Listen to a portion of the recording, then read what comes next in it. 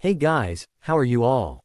Welcome to Let's Start Story on What If Naruto Had Soul of Shinigami Ninja of Mahora Naruto x Nodoka M Part 1. So do 4 blue hearts comment. Be sure to subscribe to our channel and like this video, and please share with your friends and watch till end. Also check out Patreon for I have upload Harry x Hermione uncensored spicy version, link in description. There are many different dimensions in this vast universe, most are similar, some are not, but overall they all share the same common thing, life and death. Both go hand in hand with each other, and someone must be watching to make sure everything runs smooth. For life we have the goddess Kami, she is the giver of life and light, she the ruler of where all the good souls reside. Death is ruled by the goddess Yami, she is the ruler of death and hell, she rules over evil souls with an iron fist. Every soul has a place in one of those two realms, but someone must lead them there. That is the job of the Shinigami, the reaper of souls. Their job is to make sure all souls go to their rightful place. Hell, Yami office. Yami was sitting at her desk doing her daily invoice of new souls. She was a sight to behold. Her silver hair reached all down her back, her body was well developed, and she wore very revealing kimono that showed of her impressive bust. She was getting tired of all the paperwork and put one hand on her shoulder, massaging it to the best of her ability. I hate paperwork, she complained as she laid her head on her desk. In the corner of the office was a young man with dark hair, blue eyes covered by designer glasses, and had two horns sticking out of his head. He was Helios, Yami's assistant and the only one who could keep her on track. He walked over to his master and sighed, patting her on the back. I know you hate it, but if you don't finish it will create more work for you in the long run, he said in a deep melodic voice. Yami looked up at him and stuck her tongue at him. Can't you do it for me? She pleaded with him, slowly standing up and putting her arms around his neck, hoping he would fall for her womanly charm. He sadly did not. He removed himself from her grasp with a quick transport spell. Looking over at her he sighed. No matter how many times you do that it will never work, he said to her, shaking his head. But I want to relax, she complained, crying anime tears. Helios looked at her and wondered why he took this job in the first place.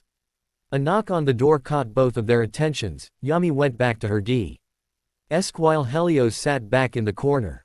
Come in, Yami said, getting everything composed. The door opened to reveal a young man about 17 years old with blonde spiky hair with silver tips. He had dark blue eyes that in a well-developed face. He had no baby fat left on his 6'2" frame. Yami smiled at him as he entered the room. He was wearing all black with arm guards on both arms. Two large he's attached to his thigh that held many knives, while a large folded side was attached to his back by straps. The young man stood at attention in front of the desk and said, Shinigami number 000001, Naru. To Yami smiled as she looked at the young man before her. She suddenly jumped over the desk and glomped him into a very big hug. Look at my little boy acting all grown up, she said as she hugged him. Naruto struggled in her grasp, trying to get air, but nothing could not. Mom, can't breathe, he stammered out slowly. She let go of him and watched as he filled his lungs with air. She was so proud of her son. He was her firstborn and was by far one of the most hard-working Shinigami on the force. Mom, why do you have to do that every time I come into your office? He asked her as he sat down in the chair in front of her desk. She looked at him and gave him a pouty face. It's the only time I get to hug my baby boy, you are always busy working. It is like you don't have time for little old me. Naruto sighed and shook his head. Her mother was famous for her guilt trips, but today was not one of the days he would fall for it. I would see you more often, and I wasn't number one, but I have a lot of responsibility. And also Kami liked to give me a lot of missions. I know, and I am so proud of you, Yami said with a huge smile, but you need to find a girl, I want some grandbabies.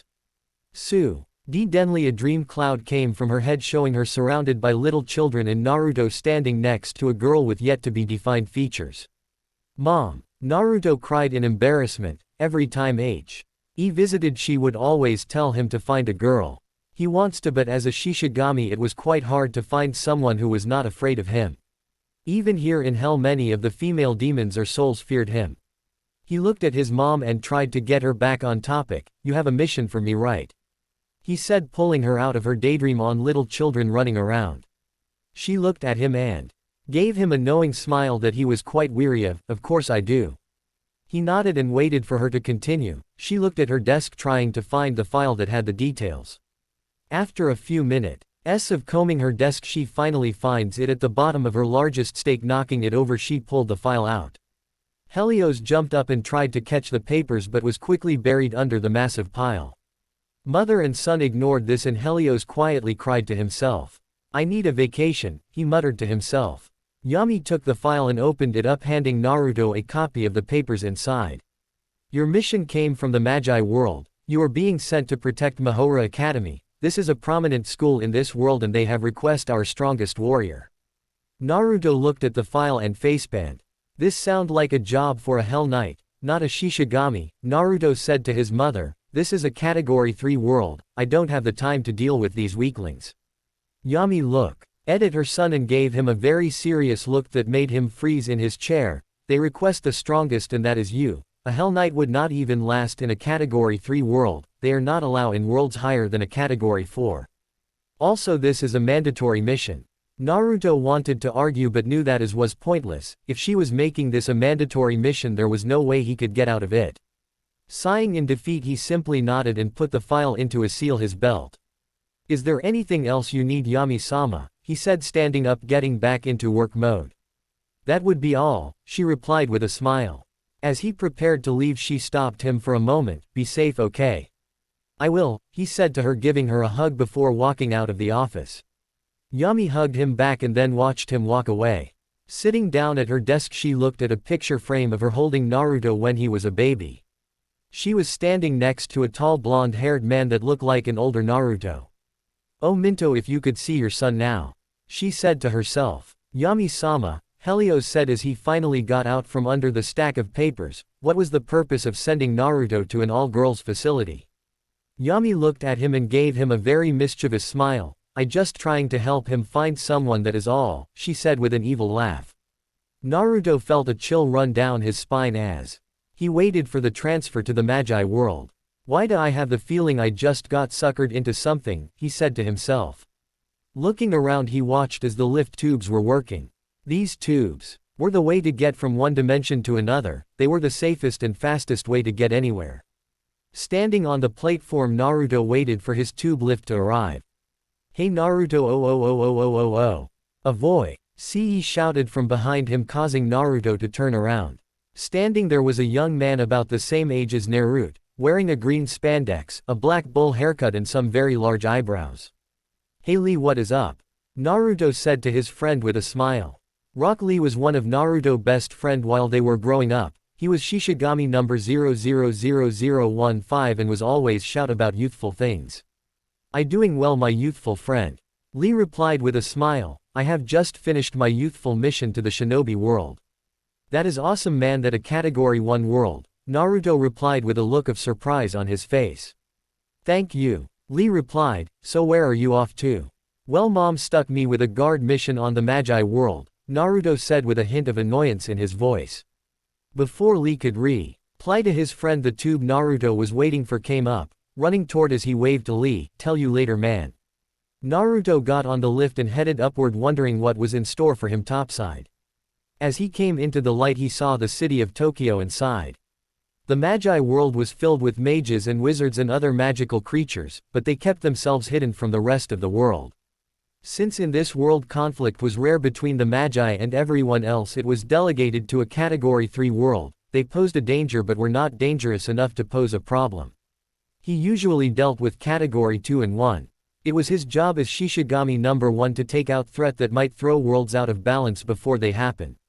As the tube came to a stop he got off and headed towards the trains. Quickly looked over the schedule and found his train. With a big smile and a near inaudible chuckle he boards it and heads towards Mahora. As the train rambled on he noticed that he was the only on the train till they reached a certain spot. Looking out the window he saw a lot of females wearing the same school uniform crowding the platform. Oh boy, Naruto said to himself as he is pushed against the wall as they all crowd in. Soon they were back underway and Naruto was sandwiched in between two girls. He tried to move but it only caused him to rub against them. One girl gave him an angered look and slapped him while the other let out a small moan in please. Naruto was both happy and angry at this predicament, but he couldn't do anything about it at the moment. Next stop, Mahora Academy. A voice said over the intercom, causing the girls to stop their conversations and get ready to get off. Naruto looked at all of them and felt a sense of dread. If he got caught in that stampede, he would be crushed. As the door opened, it gave him a chance to move out of the way of the doors. As he finally got off, he watched a cloud of dust heading off into the distance. That was close, he said, and walked down the street. Looking around, he saw that Mahora was more of a town than a school. It had shops and restaurant all over. As he walked, he did not notice someone walk into his path, too. Ring his head, he barely has time to register her before he knocked her over. As she falls, she grabbed his arm, pulling him down with her. Naruto, not wanting the girl to get hurt, turns quickly so he hit the ground first. He looked at the girl to see if she was okay, seeing that he had successfully cushioned her fall. She lifts her head, her blue-purplish hair hiding her face. She noticed where she landed and who she landed on, and quickly got up. Naruto got up off the ground and extended his hand to help the girl up. "Sorry for that," he said with a sheepish expression. "I wasn't watching where I was going." It's okay," she stammered, her bangs still covering her eyes. Naruto smiled and saw her looking around for something. Looking at the ground, he saw a red-covered book on the ground. Picking up the book, he hands it to her. She took the book from his hands, their fingers brushing against each other. As Naruto felt this happen, he thought she had very soft skin. She quickly pulled her hand back, her hair hiding most of her blush. "You," she said, and ran off before he could reply.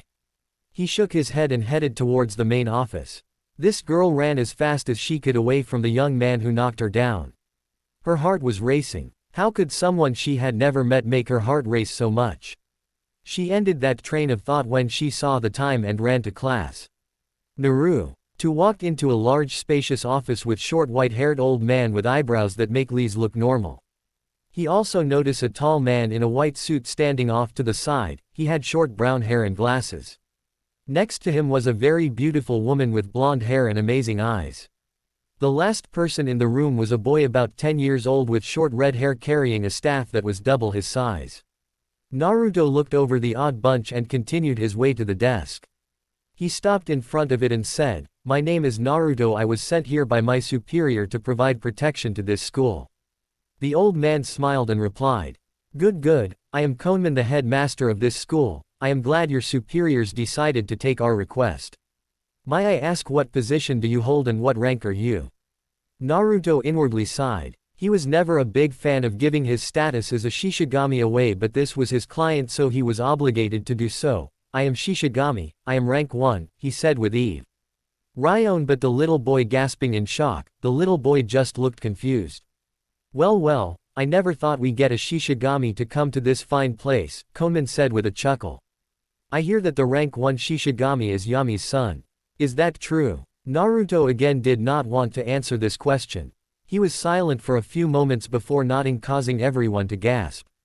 "Really, it is not that big of a deal who my mom is," he thought to himself as he watched the other converse. Getting tired of all this questioning, Naruto decided to change the subject. "What does my mission entail?" he asked, getting everyone attention. "You are to protect this school from attacks of any nature, but most importantly you must protect this a certain class of ours taught by this young man," he said, pointing to the little boy. "This is Negi Springfield, a magi in training. He will tell you more about your charges." Naruto nodded and waited to see if there was anything else he needed to hear. After a few minutes of silence, he turned to Negi. "So you're a teacher here?" Negi facepalmed, always getting that question, and simply nodded. The white suit man stepped in and said, "Yes, he is a very talented and intelligent young man." "That's great," Naruto said with a hint of sarcasm in his voice. He turned toward Negi and said, "Meet me outside of the office so I can meet my charges." Negi simply nodded and followed Naruto out the door. Naruto followed Negi down the hall towards the classroom in silence. Negi was scared of this guard. From what he had heard in the office, he was a Shinigami as well as the son of the goddess Yami. Looking up at Naruto, Negi couldn't help but wonder what things has he done for the world. On the other hand, Naruto was thinking, who did he piss off to deserve this? He did not and to spend a long time guarding a smart brat as he class. Negi, finally fed up with the silence, asked, "So what does a Shinigami do?" Naruto looked at Negi with shock. "What does a Shinigami do?" he stated as they walked, trying not to grab one of his kuni and stabbing Negi with it. A Shinigami job is to collect the souls of the dead and send them to their correct resting place. We are the Grim Reapers. The person everyone must meet at the end. Negi looked at him in horror. "The collector of souls, does that mean he is here to collect my soul?" he thought as he began to freak out. Naruto, watch. Had the little boy got very scared and step away from him. "I am not here to collect your soul," Naruto said after getting tired of watching Negi freak out. "My superior assigned me to this mission, so it's my job to guard you and your class till I am told otherwise." Negi heard this and started to calm down, but was still weary of the older boy. He suddenly remembered what was he going to tell the class about Naruto. Naruto," Negi said as they walked. "What?" Naruto answered with a sigh. Negi was silent for a moment, thinking about what he was going to say. What should I tell the class about you? That you are here to be an assistant teacher and—" "Hell no," Naruto stated with a vengeance. "I am not here to teach a bunch of kids, I am here to guard, and that is what I am going to do. No cover stories. Except for my job title, just me standing there guarding, that's it." "But," Negi started to say, but Naruto cut him off. "I am here to guard, that is." Negi just nodded as they walked. He looked at his watch and saw class was about to start. He headed towards the classroom with Naruto following close behind. Nodoka was not having a good day. She had woken up this morning feeling relatively small. And ever since they got back from the Kyoto trip, she had not been herself. During the trip, she confessed her love to her teacher Negi Springfield, but was rejected outright. After that, she had spent the entire trip in a book, or crying to herself. Not wanting to face him, she had regressed back to the point where she only talked when called upon or when talking to her friends. She looked around the classroom and remembers back to this morning. Flashback. Nodoka looked at her clock as she debated whether or not to get up and get ready. She was still not feeling too great after Kyoto and wanted nothing more than to disappear into a book or to Library Island, but alas, she could not. Slowly she got out of bed and prepared for the day. Yu and Haruna had already left to class, leaving Nodoka by herself. She left her dorm and headed towards the school, her head in a book. As she walked, she thought of her love and cried a little. She never thought he would reject her at all. He was always nice, but when she confessed in Kyoto, he had turned cold and said no. Now she was walking alone, feeling sorry for herself no matter what Yu or Haruna tried to do cheer her up. As she walked, she did not notice a young man walk into her. She started to fall and pulled him down with her. As they fell, he pulled her close and turned so he would hit the ground first. She lifted her head and saw his face, causing her to blush deeply. He had blue eyes that seemed to see into her soul. He had 3 whiskers-like marks on his face that made him look feral. She quickly got off him but fell on her backside. The young man got up and offered her a hand. She took it and couldn't help her blush. Flashback end. Now she was sitting in class waiting for Negi-sensei to come in and start the lesson. After a few minutes of reading, the door to reveal the red-headed 10-year-old, but he was not alone. Walking in behind he was the young man from this morning. He had a look of boredom on his face as he entered the room and surveyed the area. He stood by Negi and waited for the rest of the class to quiet down before introducing the blonde. "Good morning everyone," Negi said to his class with a smile. The class replied with the same greeting and wait for him to talk again. Making sure he had everyone's undivided attention, he began to introduce the blonde. Gather his thoughts, he began. "This is Naruto. He will be acting as our class bodyguard from now on." He paused for a moment to see the class's reaction. At first most of them didn't know what to make of that statement. A few such as Mana, Ked, and Setsuna looked at the blonde with contempt and intrigue. Others such as the cheerleading trio wondered if he was single. Then there was Asuna. She was confused to why they need a bodyguard in the first place. "Why do we need a bodyguard?" Ana asked with anger in her voice. "We never need one before." Naruto looked at the orange-haired girl with a cold smile, causing her to feel a deathly chill. "You don't need to know why, just that you are going to be guarded by me from now on." Asuna was not pleased with that answer and was going to try and get more out of him, but the bell for class to start rang. Nodoka watched the whole exchange with interest. Most people never gave Asuna the cold shoulder, but this bodyguard was doing just that. But when he was helping me he was so nice, she thought to herself as class began. Naruto looked at the class as he sat in the corner, they seemed to be a very spirited bunch. The orange-haired girl was quite feisty but needed to control her anger. As he looked towards the back of the room a few of the girls stood out to him. There was 3 in back that looked to have some form of combat training by the way they carried themselves. Another was a girl next to the opposite wall. He noticed her when he first came in, it was the girl who he knocked down this morning. She had her head buried in a book. As he watched her he couldn't help but blush, she is kinda cute. He thought to himself but stopped that train of thought before it got any further. Can't think about that, he braided himself, sighing he pulled out his folder and reread it. She had to send me to an all-girls school. Thanks a lot mom, he muttered sarcastically. The day wore on slowly as Naruto watched and took notes on the girls and which ones were going to be trouble. So far he had a few on the list. Asuna. She seemed to always cause trouble, no matter what happened it seemed that she was the cause of it all. There was one whom seemed to try stopping it but made it worse when Asuna blew up and that was the blonde in the front. Her name was Ayaka Yukihiro, the class rep. No matter what happened she would always try and stop Asuna but it made matters worse. As the day came to a close Naruto was planning on talking to both Asuna and Ayaka in hopes of saving his last bit of sanity. Everyone was so glad the day was over but they have yet to leave their seats, everyone was watching the new bodyguard. He sat in a chair by the window and seemed to not notice them staring at him. Naruto looked up and saw the entire class staring at him. Okay, what's going on? He thought to himself as he faced the class. Standing up he said, may I help you? That was all they need to jump him. Soon he was in a pile of girls pulling him every which way not noticing how closely they pushed themselves against him. This feels nice, Naruto thought as he lost himself to them for a few moments, but he came back to his senses and quickly detangled himself from the pile. Catching his breath he looked at the girls and sighed. A girl with red hair and a camera rushed over to him and held a tape recorder to him. My name is Kazumi Asakura, reporter, is it okay if I ask a couple of questions? She said to him quickly. Naruto just nodded. Kazumi smiled and took out a notebook before starting her questions. How old are you? She asked him. 17. Where are you from? A place far away. What brings you to Mahora? I am the class's new bodyguard.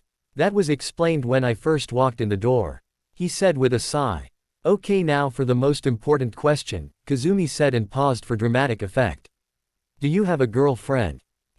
Wait, what? He replied giving the redhead a questioning look. Do you have a girlfriend? She asked again with a glint in her eye. Is that really relevant to why I am here? He asked her, debating on whether he just might reap her soul over this. Of course it is, Kazumi replied with passion. The masses need to know about the bodyguard on campus and this is vital information.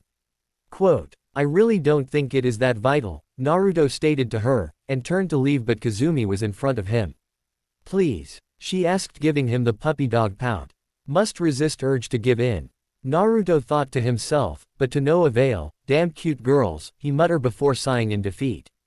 No, I do not have a girlfriend. Kazumi was jumping for joy in her mind when Naruto finally answered the question. She looked at him then thought of something devious. No Naruto, I have one last question for you. Naruto looked at the girl and felt that it was time to leave. But again against his better judgment he stayed and waited for the question. Kazumi saw that he was ready and chuckled inwardly. Okay, if you could date any one of the girls in this class on a date, who would it be and why?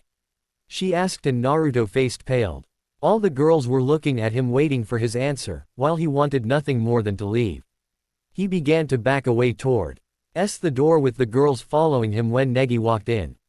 Naruto, the headmaster want to see you, Negi said and looked at the class wondering what was going on. Naruto inwardly thanked Negi for distraction allowing him to get away. He headed towards the door and said, boss is calling, got to go.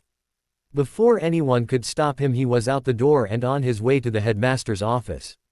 Kazumi cried anime tears sad she did not get her question answered. Naruto headed down the hall glad he had gotten away from the interrogation he was receiving from the girls. As he walked into the office he noticed 3 girls for the class standing next to the headmaster. The first had long dark hair with dark tan skin and an athletic figure, the second had short blondish hair, had a very pretty face and a nice figure. And lastly there was short-haired girl with a small figure carrying a bokken. Naruto walked towards the headmaster and the three girls never took their eyes off him. "What can I do for you?" Naruto asked with slight curiosity. The three girls were the one he had pegged with combat experience and now they were standing there glaring at him. Kono looked at Naruto for a moment before he spoke. "These three are here regarding your job position and were wondering if you could clarify a few things for them." Naruto nodded and faced the girls before he asked, "Who might you three be?" The dark-skinned girl looked at him with interest and disdain. "Mana Tatsumiya," she said. The blondish one looked at him with expectations. "Kaide Nagase." The one who carried the bokken looked at him with contempt. "Setsuna Sakurazaki." Naruto smiled before he said, "You already know who I am, so what can I do for you three today?" Mana was the first to speak up. "The headmaster told us. He was the one who hired you but he had yet to say why. Do you know anything about that?" She asked him. "Not at all, I was just assigned this mission by my superiors," Naruto answered honestly. Mana didn't seem satisfied with that answer but backed off. Setsuna was the next to ask, "What skills do you have that makes you qualified to guard?" "I have many skills, some I do not wish to tell to anyone," he said, leaving it at that. "If you are not going to tell me your skills then you do not seem qualified to guard," she said. "And why do I have to expose my skills to a couple of school girls?" Naruto retorted, trying to hold in his anger. "We have been guarding the class in this school and we do not need you," Setsuna said. Naruto's anger began to rise but he kept a calm demeanor, hoping to end this peacefully. "Well then you haven't done a very good job of it, since they brought me on to help," Naruto said, shaking his head. Setsuna fumed and began to raise her bokken when she was stopped by Kaide. Kaide looked at the new bodyguard and smiled. "I'm sorry for my friend here, she just doesn't get why you are here," she said to Naruto, "but as a sign of good faith would you be willing to spare with us so we can gauge your skills?"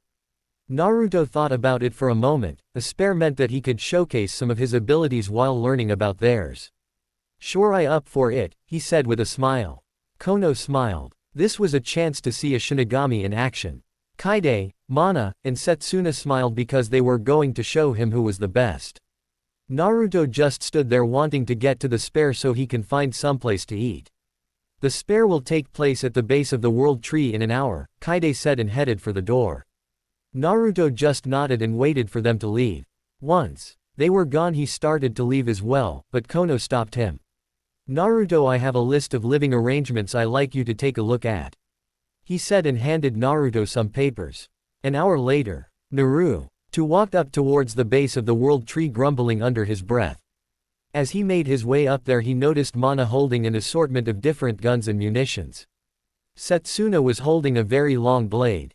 And then there was Kaide, was wearing a tight-fitting suit and ninja sandals with a large shuriken attached to her back.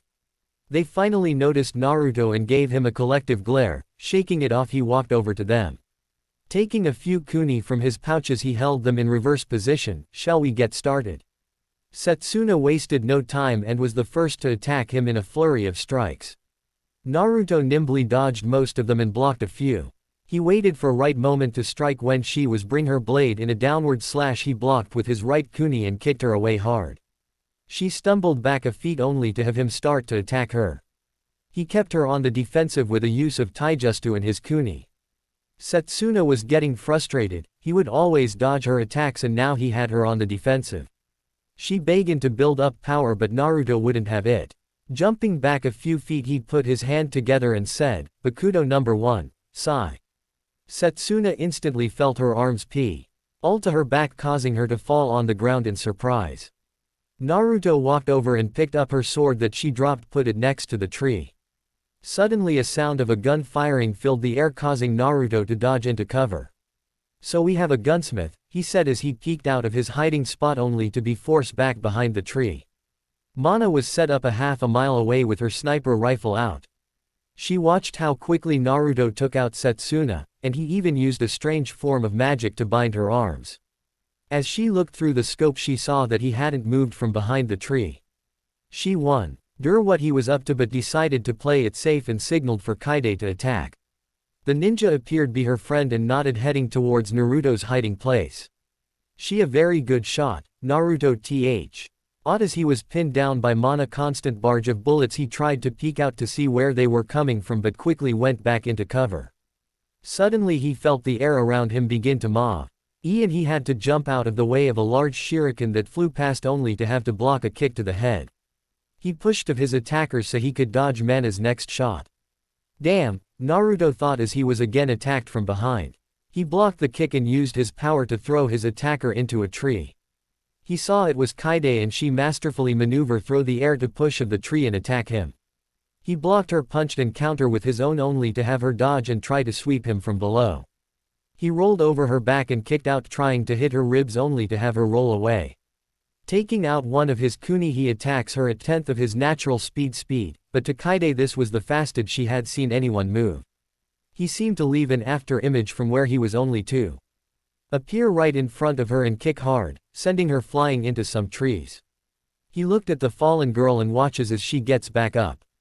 Bakudo number 10, Horan, he said, and suddenly Kaide is trapped. An orange-colored rope that seemed to spiral all around her give her no space to move. Naruto looked at her and smiled. 2 to 1 to go, he thought to himself as he prepared to go after Mana. Man, was tried to locate Naruto after she lost sight of him from Kaide ATTCK, so far she had yet to see him.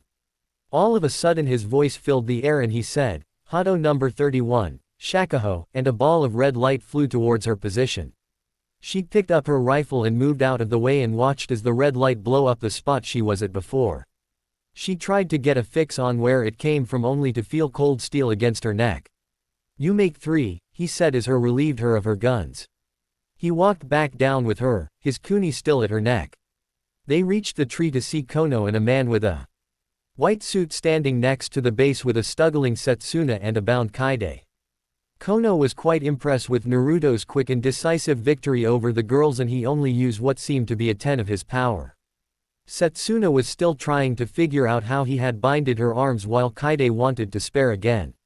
Mana was impressed with his skill but was wanting him to remove the kuni from her neck. Kono laughed at Mana's predicament and said, can you release her? Oh yeah, Naruto said and removed the kuni from Mana's neck. Next he waved his hand and the 2 spells holding the other girls disappeared. After a few minutes everyone was back on their feet and ready to go, but as Naruto began to walk away the man in the suit stopped him. I here to show you to your room, he said to Naruto with a smile. Lead on, Naruto said with a bored sigh. The girls watched him walk away with Takahara-sensei and were surprised that he had beaten them so easy and was not even tried. They collected their things and headed towards the dorms. A while later they enter the dorms only to see a large group of girls huddling around near Kaide's room. What's going on? Setsuna asked out loud, causing some girls to turn around. A pink-haired girl wearing a leotard started to say, it all started. Flash back to before Mana, Kaide, and Setsuna got to the dorms. Takahara and Naruto walked through the main doors of the dorms and headed down the hall. Naruto was dreading meeting the roommate he had chosen, but it couldn't be, was either stay with her or sleep with the robot and the vampire, and vampires always seemed to love Shinigami blood. They reached a door that had the name Ayaka Yukihiro on it and knocked. The sound of footsteps came from the room. The door opened to reveal the blonde girl. Yes, she saw it with a look of joy on her face which quickly turned to annoyance when she saw Naruto. Naruto could not pass this moment up to make fun of said girl. Expecting someone else, he said with a sarcastic smile. No, she answered firmly and tried to shut the door only to have Takahara stop her. Ayaka, Naruto is going to be rooming with you while he is guarding the class, he said as he watched the girl's face twist with shock and rage. What? She screamed. I have to room with him. Oh no, I will not. How about we have him room with that brute Asuna and send dear sweet Negi to room with me? Asuna heard this and jumped in. Negi is not going to room with you, cradle robber. Asuna shouted and stuck her tongue out at Ayaka. Ayaka was so angry she was about to throw something at Asuna when Naruto stopped her. There is no need to get violent, he said with a sigh. Ayaka saw that there was no way out of this and sighed, fine. She said and let Naruto into the room. As he entered, he saw a bunch of Negi-themed knickknacks all over the room. Wow, was the only thing Naruto could say as he watched the girl fawn all over her things. Aren't they wonderful? She said with stars in her eyes. To Naruto this was just wrong. No, this is just creepy. He stated and set his stuff down and started to pick up the Negi-themed stuff and throwing it into the trash. Ayaka ran over and started to grab them out of the trash can. What are you doing? She screamed at him. Naruto turned to face Ayaka and simply said, this stuff has to go. It's not healthily for someone your age to be this obsessed over some who is still a child. It is not, she shouted back at him, her anger growing. Naruto shook his head and walked over to her and grabbed her by the arm. Ayaka struggled to get out of his grip, but it was ironclad. He lifted her up and pushed her against the wall. He brought his face close to her and said, this is for your own good. He let her go and proceeded to throw everything Negi-themed item into the trash can at an alarming speed. Ayaka tried to stop him, but every time she tried he would always grab her and move her away. Soon he had bags full of the stuff and was heading out the door with Ayaka trying desperately to get it back. Flashback ends. And that what happened, Sakurako said as they watched Naruto head out of the dorms and set fire to everything in front of Ayaka. Well, that was interesting, Mana said and proceeded to go to her room. A little while later Naruto was sitting in the now Negi-free room with a crying Ayaka on the bed. He knew that doing that to her was cruel, but it had to be done. He sighed to himself before turning to face her, that was for your own good. Why? She said through her tears. Simple, I think you need to find someone your own age to like. He said. But she started only for Naruto to stop her. You are a smart, beautiful, and graceful young woman, who is going after a child who would not appreciate that aspect about you at all till he is older. Naruto said looking at her, I know about your dead baby brother, but you can't let that stop you from loving guys your own age. What would happen if he would reject you when you tell him? She looked at him and began to think about his words.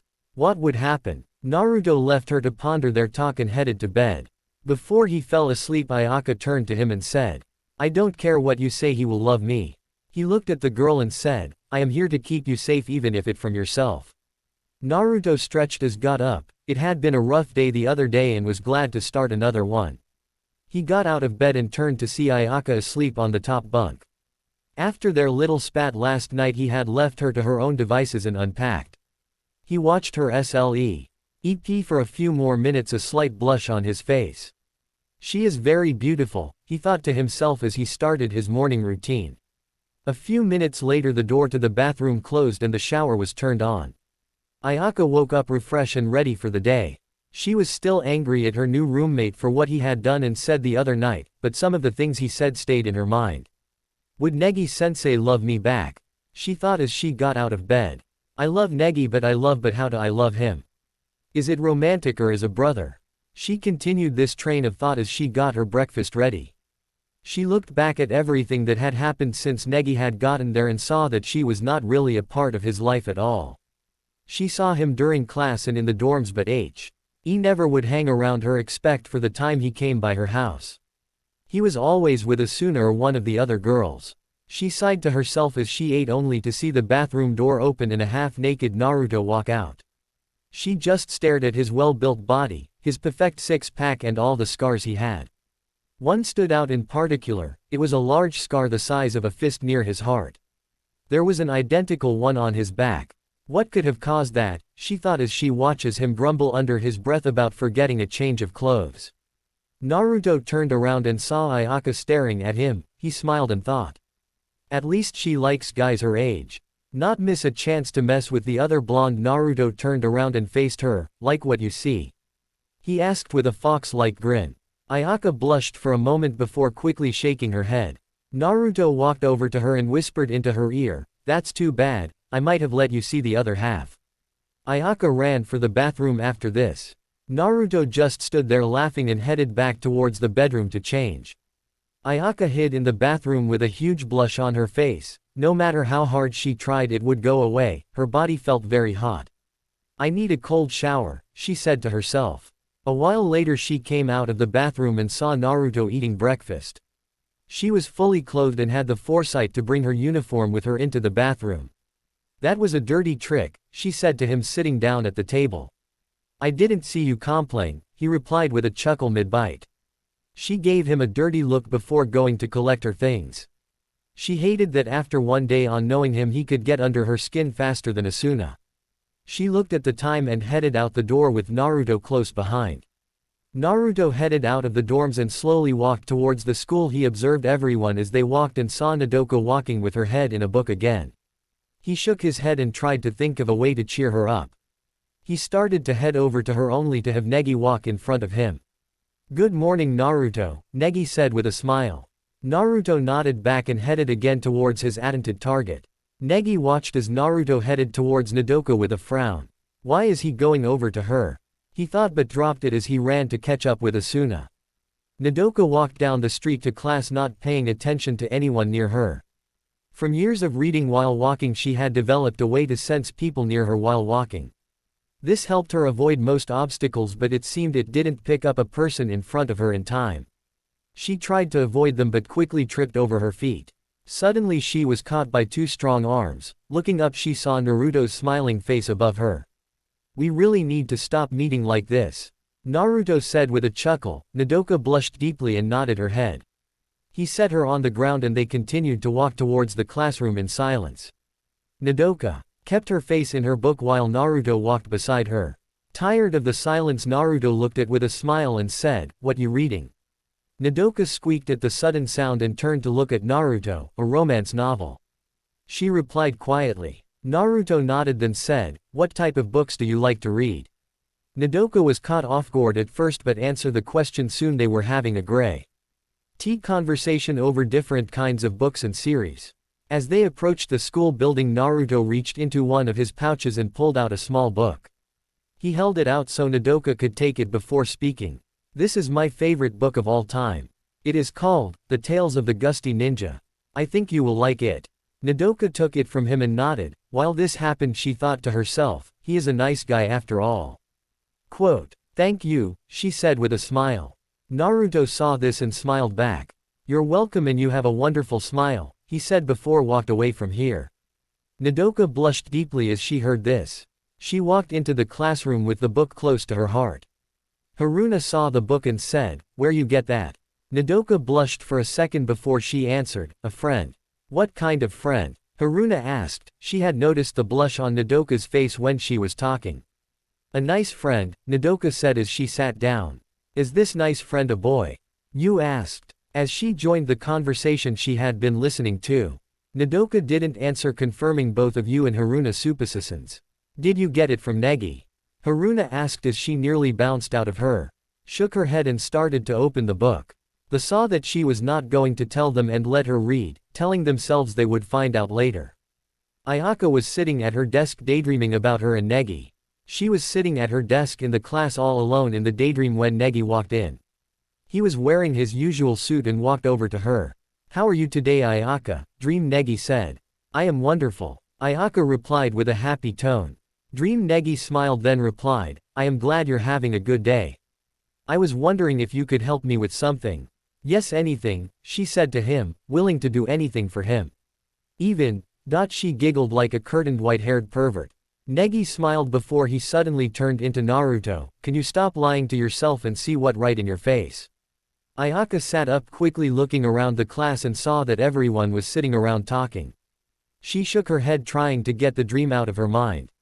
"I love Negi," she said to her self over and over, not paying attention to the people around her. Naruto walked into the classroom and sat in his usual corner. He looked at the class and smiled. Today was going to be a good day. I came in and started the lesson but noticed that Ayaka was not paying attention like she usually did. He walked over to her and touched her shoulder, causing her to jump. As she jumped he heard her mumble, "I love N."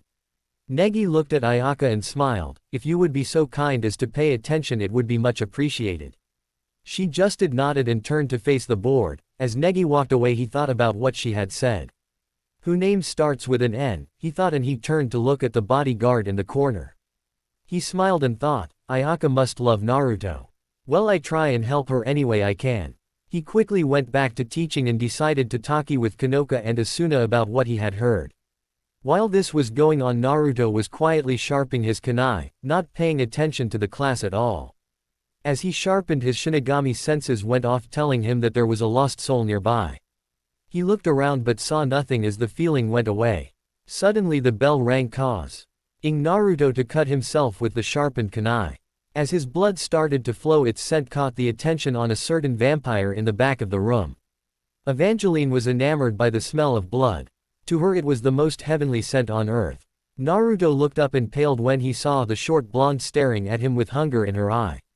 Why do I have the feeling I'm going to need to run, Naruto thought as he watched her get up and walk over to him. Can I help you? Naruto said as the girl stood in front of him. The young girl looked at him and saw him covering his cut. Are you hurt? She asked. Just fine, Naruto said, getting up and picking up his things. Are you sure? She asked. Naruto just nodded and headed on his way, only for the hair on the back of his neck to stand up. He turned his head and saw the look of hunger in the girl's eye. He headed out of the classroom and tried to shake the feeling off. Evangeline tried to control her hunger, but after smelling the bodyguard's blood she wanted to taste it. She waved for Chachimaru and started to create a plan to get a taste of the heavenly blood. Naruto sat at a cafe and tried to relax. It had been overall a good day, but he could shake the feeling something or someone was out to get him. I am just being parried, he thought as he ate. Nodoka was walking when she noticed Naruto sitting by himself at the cafe. She wanted to thank him for lending her the book. Since she started it she had not been able to put it down. She looked around before heading over to him. Little did she know Yu and Haruna were tailing her. Ey watched her approach Naruto with interest. Nodoka walked over trying not to blush as she tapped him on the shoulder. He turned around and smiled. Hey, what up? He asked with a smile. I was wondering if you would like some company, she said, trying to hide her blush under her hair. Sure, I love some, he said, and Nodoka smiled and sat down. While this was going on, Yu and Haruna were wondering what had happened to make them so friendly with each other. Nodoka is never this forward with a guy, Yu said as they watched the two talk and laugh. I know it, but it's nice to see her happy. She has been kinda down for a while now, Haruna replied while taking out her sketch pad and started to draw. Yeah, true. Hey, what are you doing? Yu said as she watched Haruna draw her friend and the bodyguard in compromising positions. This is too good of material to pass up. Just think of the possibilities, Haruna replied and began to ramble of different scenarios that she could put Nodoka and Naruto in. Yu just shook her head and went back to watching the seated pair trying to ignore her perverted friend. Nodoka was having a great time sitting and talking with Naruto. He was always nice and even paid for her food. They have talked non-stop since she got there. She didn't know why, but she was very comfortable around him. She didn't stutter as much and he was always making sure that she was okay. Naruto was happy just to have a friend. Nodoka was a nice girl, just needed people to help her get out of her shell. He checked the time and saw that it was getting late. He called for the cheka. ND stood up and held out his hand to Nodoka. Shall we be on our way? He said with a smile. She nodded, glad for her hair hiding her blush once again, and took his hand. He helped her out of her chair and they headed on their way. Yu and Haruna watched the scene with awe, but soon followed right after. As Naruto and Nodoka walked to the dorms they fell into a comfortable silence. When they reached the dorm he walked her to her room. Had a lot of fun hanging out with you, he said with a smile. It was a lot of fun, she replied. Yeah, it was, he said. Well, I see you tomorrow, she said in as about to turn and open her door when Naruto stopped her. He had gotten closer and moved her hair from the front of her face so he could see her eyes. That's better, he said, looking at the blue-haired girl. You have a cute face, don't hide it. Nodoka nodded as she turned red as a tomato. Naruto backed away and waved a goodbye. Nodoka just stood by the door before fainting from sheer bliss.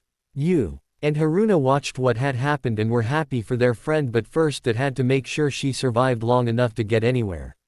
Naruto whistled a tune as he entered his room. He had a good day and there were no attacks and no one was trying to kill him. Suddenly a shoe was flying at his head. Naruto sidestepped it and looked around to see that Ayaka was seething with anger. You! She shouted and launched another projectile at him. Yes, me, he said, wondering what the hell he had done to get her this angry. You stay out of my dream, she shouted, and Naruto gave her the most confused look. He didn't even try to dodge the object thrown at him. Ayaka saw that he had no idea what was going on and she turned around. Just forget it, she said, embarrassed. She had taken her anger out on him when he did nothing. But she could help but wonder, why did Negi change into him in her daydream? After she had left, Naruto finally snapped out of his stupor. "Stay out of my dreams." He ought to himself as he gathered his things for a shower. Is she mental or something? He was about to enter the bathroom when there was a knock at the door. He walked over and saw Negi was standing there. "What's up?" he said. Negi smiled and looked at Naruto, seeing that he was getting ready to take a bath. "Are you going to the bathhouse?" "There is a bathhouse," Naruto said with surprise. A nice soak would be nice, he thought. Negi nodded and led the way. Naruto entered to the large bath area and smiled. "Now this is what I need." Naruto set his thing up and relaxed in the water. Negi sat next to him in silence. "Naruto," Negi said, "what do you think of the girls?" Naruto thought for a moment before answering. "Honestly, they are a good bunch. They get scatterbrained at time, but they seem to be very happy." "Yeah, I see the same," Negi said with a smile. "Do you have any girl you like in particular?"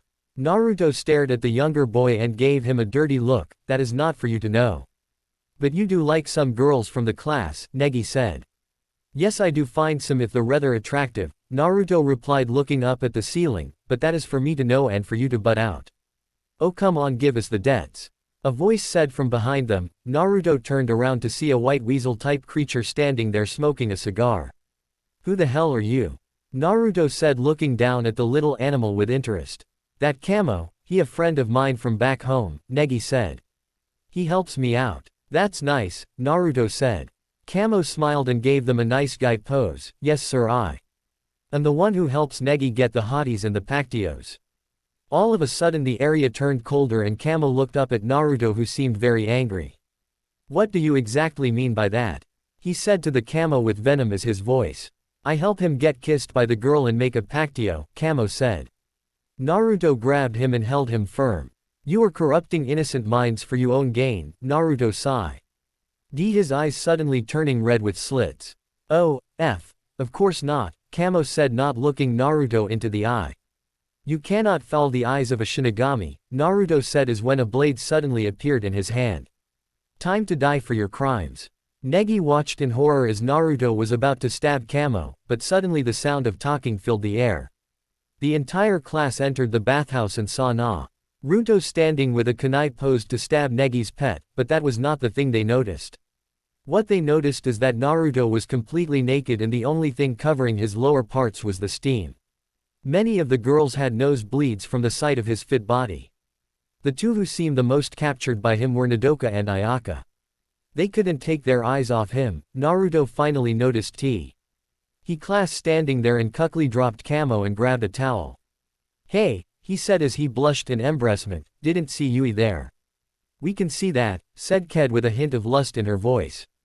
And everyone in the class nodded in agreement. "Are you going to let me out?" Naruto said to them, only to see that they were actually thinking about this. "What is wrong with these girls?" he thought as he noticed them huddled together. Then look at him and giggle. "I am so dead." "I sorry, but we can't," Ked said. "Why is that?" Naruto asked, trying not to use his powers on them. "You were here first and need to finish," she replied. "I am almost done," he said, taking a step back. "You can finish, no one stopping you," said Haruna with a perverted giggle. Naruto looked at them and sighed. He pulled the tower tighter around and headed towards the door, only to have half the class block his path. He walked to the other exit to find it blocked too. He shook his head and got back into the bath. He started to head back into the water only to trip and fall. He tried to right himself but it only made it get worse. He fell right into Ayaka. As they fell, both lost their towels. Naruto saw aka in all her glory, and Ayaka saw Naruto in his. Naruto was sat by the window in the classroom a few days after the bathhouse incident. Ayaka had prominently kicked him in the jewels, then ran as quickly as possible back to the room. She hadn't even looked at him for days, and whenever she did look at him it was with rage. Ayaka was so mad that Naruto was the one to see her body and not her Negi. She was seething. She had completely forgotten everything he had said to her and wanting nothing more than to push him out the window. She even went so far as to kick him out of the dorm room. When Naruto arrived after back at the room from the bathhouse, he found all his things in a pile by the door with a note on the door stating he was barred from entering. Needless to say, Naruto was now homeless, not that this was not new to him. So he had spent the past few days sleeping in the World Tree. He was quite happy he remembered to pack his camping gears. He watched the class and sighed, it was GETTING dangerous just living with one of them. As he looked around he saw the little blonde girl in the back staring at him again. It had been days and she wouldn't stop. It was started to creep him out a little. He opened his file and looked for her picture, but no matter how hard he looked it was not there. At first this unsettled him, but as he continued to look he saw he was missing a lot of pictures of the girls. He only had a few and the profiles were about their likes and dislikes. Great incomplete information, he muttered to himself as he shut the file. He again turned and looked out the window. Nodoka glanced over at Naruto wanting to talk to him. She was there at the bathhouse when he trying to get away. She was fascinated by him. He was very fit, but what intrigued her most were his scars. He had scars all over his chest and back. The most notable one was the fist-size one near his heart. What caused all those scars, she thought to herself as she watched him looking out the window. Yu and Haruna watched their friend. They could see that she was falling for the new bodyguard and had completely forgotten about Negi. Haruna thought this was a gold mine for her new manga. She wanted to write and Yu just wanted to help her friend. Yu looked at Naruto and then looked at Nodoka. She turned towards her friend and said, "Did you know that Ayaka kicked him out?" Nodoka replied with surprise. "Yeah, she did," Haruna said, entering the conversation, "and now he has no place to stay." "That's too bad," Nodoka said, but was pondering the idea of inviting him to room with them. Yu saw Nodoka thinking about it and quickly gave a nod to Haruna. "You know we have room," Haruna stated plainly. "Maybe one of yous can ask him to room with us."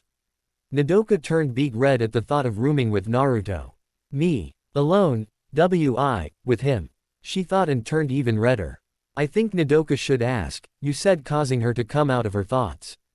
"Why me?" she asked with the blush still on her face. "Simple, you're the only one who knows him," Yu stated. "It would be easier for you to ask him than for either me or Haruna." Nodoka tried to argue but couldn't. It was a sound argument. She was the one who seemed to know him the best. "I will ask him," she said, turning red again. Yu smiled and Haruna giggled to herself. While this conversation was going on, Evangeline was watching Naruto with hunger. Ever since she had smelt his blood she wanted it. There was something about it that made her body scream for it. She turned to the green-haired girl with a tani sticking out of the sides of her head. "Chachimaru, I want you to follow him and see what you can find out about him." "Yes, master," Chachimaru said and turned to watch Naruto, recording everything he did. Naruto turned and got up as the bell rang. He headed towards the world tree so he could be by himself. As he stood at the base of the tree he looked around to see if anyone was near him. Next he sent a KRA pulse to make sure and saw that he was alone. Satisfied that he was alone he began to set up barrier so he could train in peace. While he was doing this, Chachimaru had entered the area. She hid hers. LF quickly and watched as he finished setting up the barrier. He went to the middle of the area and moved his hands into a cross-shaped seal. "Kage Bushin," he said, and suddenly 10 clones of the blonde appeared. Chakahamaru watched with interest and he gave orders to the clones. Soon he was surrounded by them and they all had their weapons out and ready. The real Naruto reached and grabbed the side from his back. With a quick flick of his wrist it unfolded and locked into place. The blade was blood red with a design on a 9-tailed fox going over the blade. He bent his knees and took a solid stance, the side held in his right hand. Nodding his head, the clones attacked. The first clone came head on and tried to slash the real Naruto with a kunai only to have it blocked and the side pole L pushed into its chest, causing it to dispel. Soon all the other clones were attacked and Naruto dispatched them all. He stood in the now empty field looking around. Chachimaru watched as he seemed to be looking for something. He turned and it seemed he was looking at her. "You can come out," Naruto said, causing Chachimaru to jump from the surprise. She thought she was well hidden. Seeing that she could no longer hide, she stepped out into the field. "You the robot from the class," Naruto said as he looked over her. He had to admit if she was human she would be quite the looker. "Yes, my name is Chachimaru," she said. Naruto nodded but kept his weapon unfolded. "Why are you here?" he asked. "My master wished for me to watch you," she answered plainly. Naruto gave her a serious look and debated on whether or not to kill her. "Who is your master?" he asked, deciding to find out who the mastermind was and kill them instead. "I cannot tell you that," she said as she started to take a stance.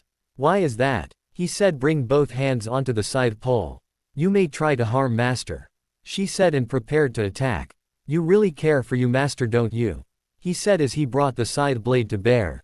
More than anything, Chachimaru replied. She watched as Naruto's eyes suddenly changed to red with slits. He seemed to be looking at her and she didn't know why.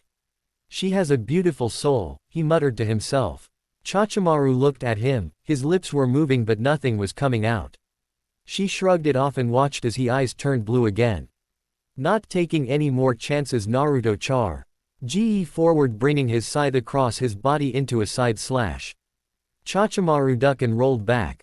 She stood up only to have Naruto bring his scythe upward slash. She quickly dodged and tried to punch him in the side. He stopped it by using the flat part of the blade. The two combatants broke apart and looked at each other. Naruto was smiling seeing that she was keeping up with his attacks.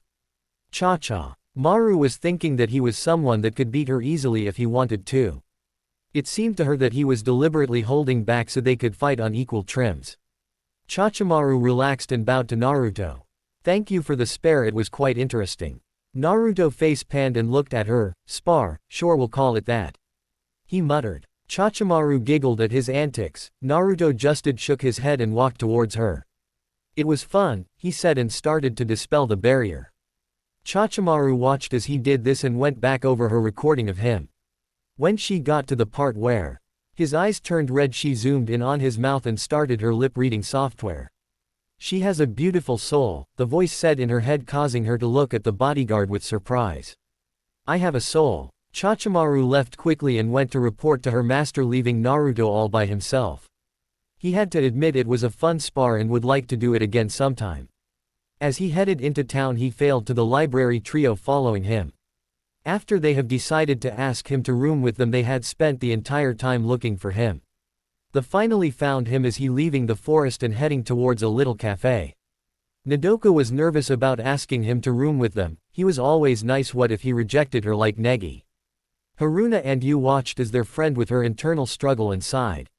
Yu walked over to Nodoka and pushed her forward. Nodoka, not prepared for the sudden push, fell forward only to be caught by Naruto walking by. Hey, Naruto said with a smile as he helped her stand. Hello. She stammered as she tried to hide her blush. You okay? He asked her with a smile. Just fine, she replied with a nod of her head.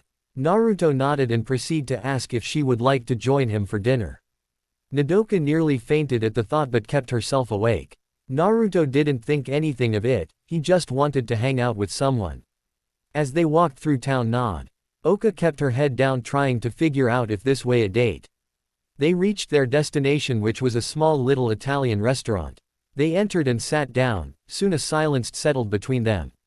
Naruto, tired of the silence, was about to ask a question was Nodoka said, "How is staying with Ayaka?" Naruto looked at her, thinking of his former roommate, and sighed. She kicked me out after the bathroom incident. Really, that was mean of her. She said to him, trying to work up the nerve to ask him to room with her. It's okay, I've been doing all right. He said, not wanting Nodoka to worry. She nodded as the food arrived. They ate in relative silence, not knowing what to talk about. Nodoka was losing her nerve about asking him but saw Yu and Haruna hiding behind a potted plant, giving her the thumbs up. She mouthed thank you to them and smiled, getting her shaky confidence back. Naruto, she said, getting his attention. Yeah, he said with a fork full of spaghetti in his hand. I was wondering. She began but stopped and started to blush. Go on, Naruto said. Was wondering if you would like to room with me. She said very quickly. Naruto looked at her in awe. She wanted him to room with her. I'd like that, he said to her with a smile, making her blush more. He was never one to turn down a clean room and a bed. After that the mood lightened and they were laughing and having fun. After dinner they headed out of the restaurant and walked towards the dorms. Naruto suddenly stopped and hit himself in the forehead. I forgot some of my stuff at my camp. He said to Nodoka, I meet you at the room K. She just nodded and watched him run in the opposite direction. Yu and Haruna walked over to her and smiled. Where is he going? Yu asked. Naruto walked towards the base of the world tree. It was a very dark night and the moon was blocked by the clouds. This didn't bother Naruto and her continued on his way. As he walked, the sound of footsteps filled the air. He turned around to see Chachimaru and Yvonne standing behind him. "What do you want?" Naruto said, annoyed at the pair's antics. Chachimaru looked at Naruto with interest. She wanted to ask about what he saw earlier, but with her master here she rather not. Yvonne on the other hand was ready to pounce on Naruto and suck him dry. "My master wished to feed," Chachimaru said to him. "Okay, then go to the market and make dinner," Naruto said sarcastically. "I don't want normal food, you idiot," Eva said, obvious annoyed by the blonde's remarks. "I want your blood." Naruto paled. "Don't tell me," he said, and watched as she showed him her fangs. "Vampire." Naruto was fuming. Why the hell was there a vampire at this school? He hated vampires, they always seemed to want to suck him dry. What is it about Shinigami blood that drives them crazy? He thought to himself. "Now hold still, this won't hurt a bit," Eva said with an evil smirk. "It will hurt a lot." "Oh hell no," Naruto said and pulled his scythe from his back. "No, Kami, damn vampire is going to suck my blood again. In heaven." Kami is watching them and says with annoyance, "Why does he always use my name?" Back to Naruto. What does he mean again? Chachimaru thought as she watched him take his stance. She had analyzed his battle style and took the appropriate countermeasures. She extends two blades from her forearms and took her stance. I gave a nod and Chachimaru shot forward, bringing her arm blades to bear. Naruto blocked using the flat part of his blade and pushed her away. He charged forward and brought the scythe into a side SWI. Inga forgot to block it with her blade, but she wasn't able to stand for very long due to the momentum of the scythe. She was thrown to the ground by the force of the blow and quickly rolled away as he brought the scythe down into a decapitating strike. Chachimaru got up quickly and tried to go on the offensive, but she could never penetrate his defensive area. His use of the scythe was superb. He used every part of the weapon. Yvonne saw that her partner was not faring well and cursed the seal on her powers. Naruto was just toying with the robot girl. In their earlier spar he kept his power to about 7%, making sure it was even, but now he was using 10% of his full power. Chachimaru was at a loss. She had analyzed his style, but no matter what she tried to do he would counter. Cha charged and used one of her side booster to move to the side at the last second. She brought her blade towards his shoulder for him spin away. He used the force of the spin to bring the scythe around Maru's neck and slam her into the ground. She tried to get up, but Naruto wouldn't have it. He quickly took out some long kunai and drove them into her shoulders, pinning her to the ground. "Give up." He said as he held another kunai in his hand. "I cannot," she said, and tried to get up only to have another kunai driven into her leg. Yvonne watched in awe as he had effectively stopped Chachimaru in her tracks. "Listen, I don't want to have to kill someone with a kind soul," Naruto stated with a sigh, "but if you keep on trying to attack me I will have no other choice. My master's orders are absolute," Chachimaru said, and Naruto just shook his head. "Fine," he said and pulled out another kunai. As he was about to bring it down on Chachimaru's neck, he felt someone try to sneak up on him. He quickly backflipped over the attacker and holds the kunai to their neck.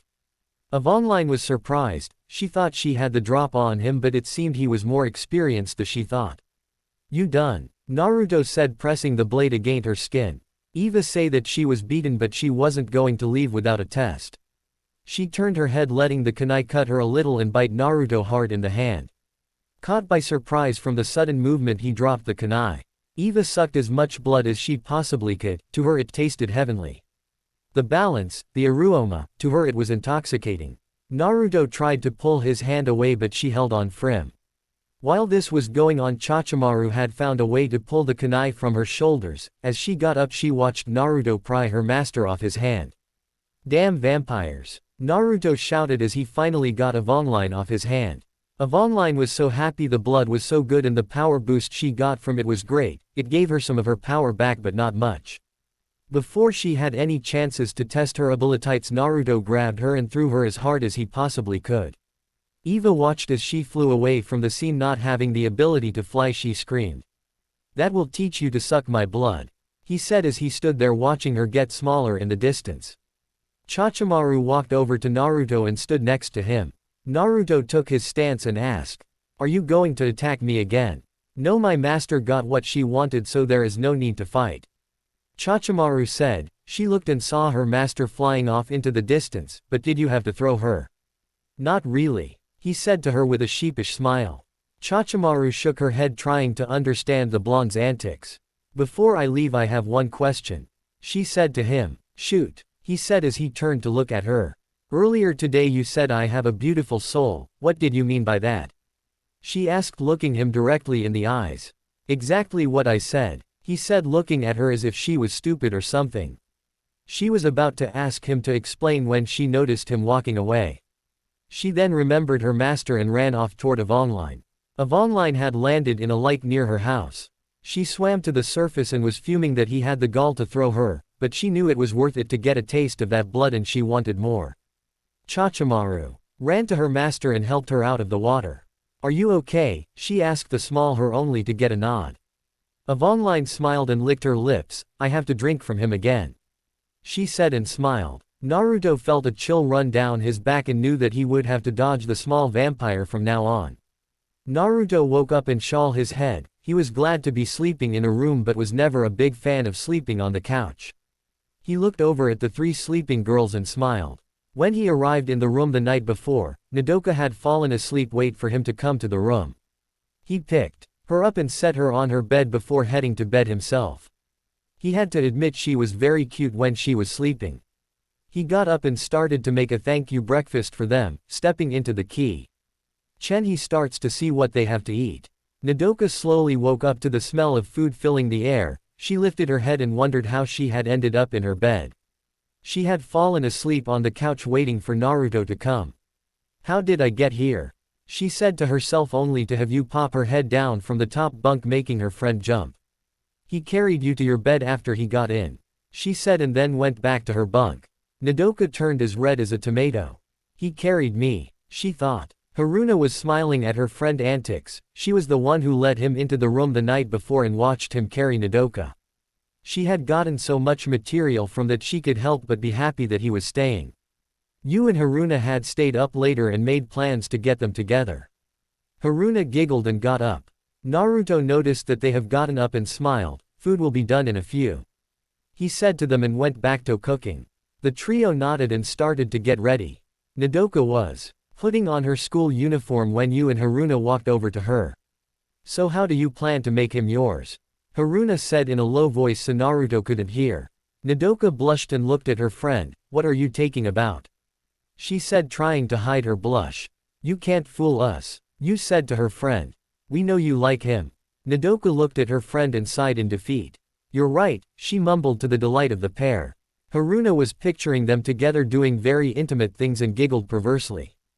You smiled and was happy her friend had found someone else to niece. Food's done, Naruto called, pulling the girls out of their conversation. They nodded and headed into the kitchen to see a meal of scrambled eggs with bacon waiting for them. The trio mouths watered as they smelt the food. Are you going to stand there or are you going to eat? He said, pulling the three out of the stupor. Nodoka began to walk over when Haruna accidentally tripped her, making her fall. Naruto moved and caught her, causing Nodoka to blush. Don't be hasty, the food not going anywhere, he said with a chuckle.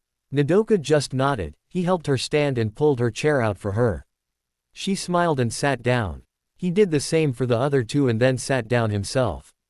The food was eaten quickly and soon it was decided that Naruto was going to cook as long as he stayed in their room.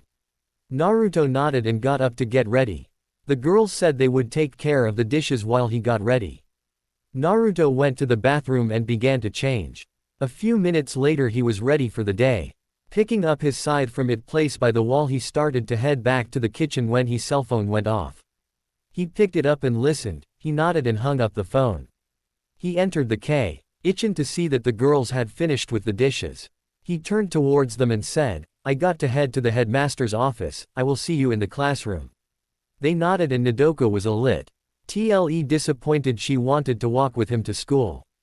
As he left the room he bumped into someone knocking them down. He looked down to see Ayaka on the ground. Watch where you're going you. Oh, it's you, she said when she saw it was Naruto. Yeah, it's me, he said and held out her hand. She swatted his hand away and stood up on her own. I don't want you touching me, pervert. How am I a pervert? He said, getting annoyed. You saw me naked. She screamed at him with a slight blush on her face.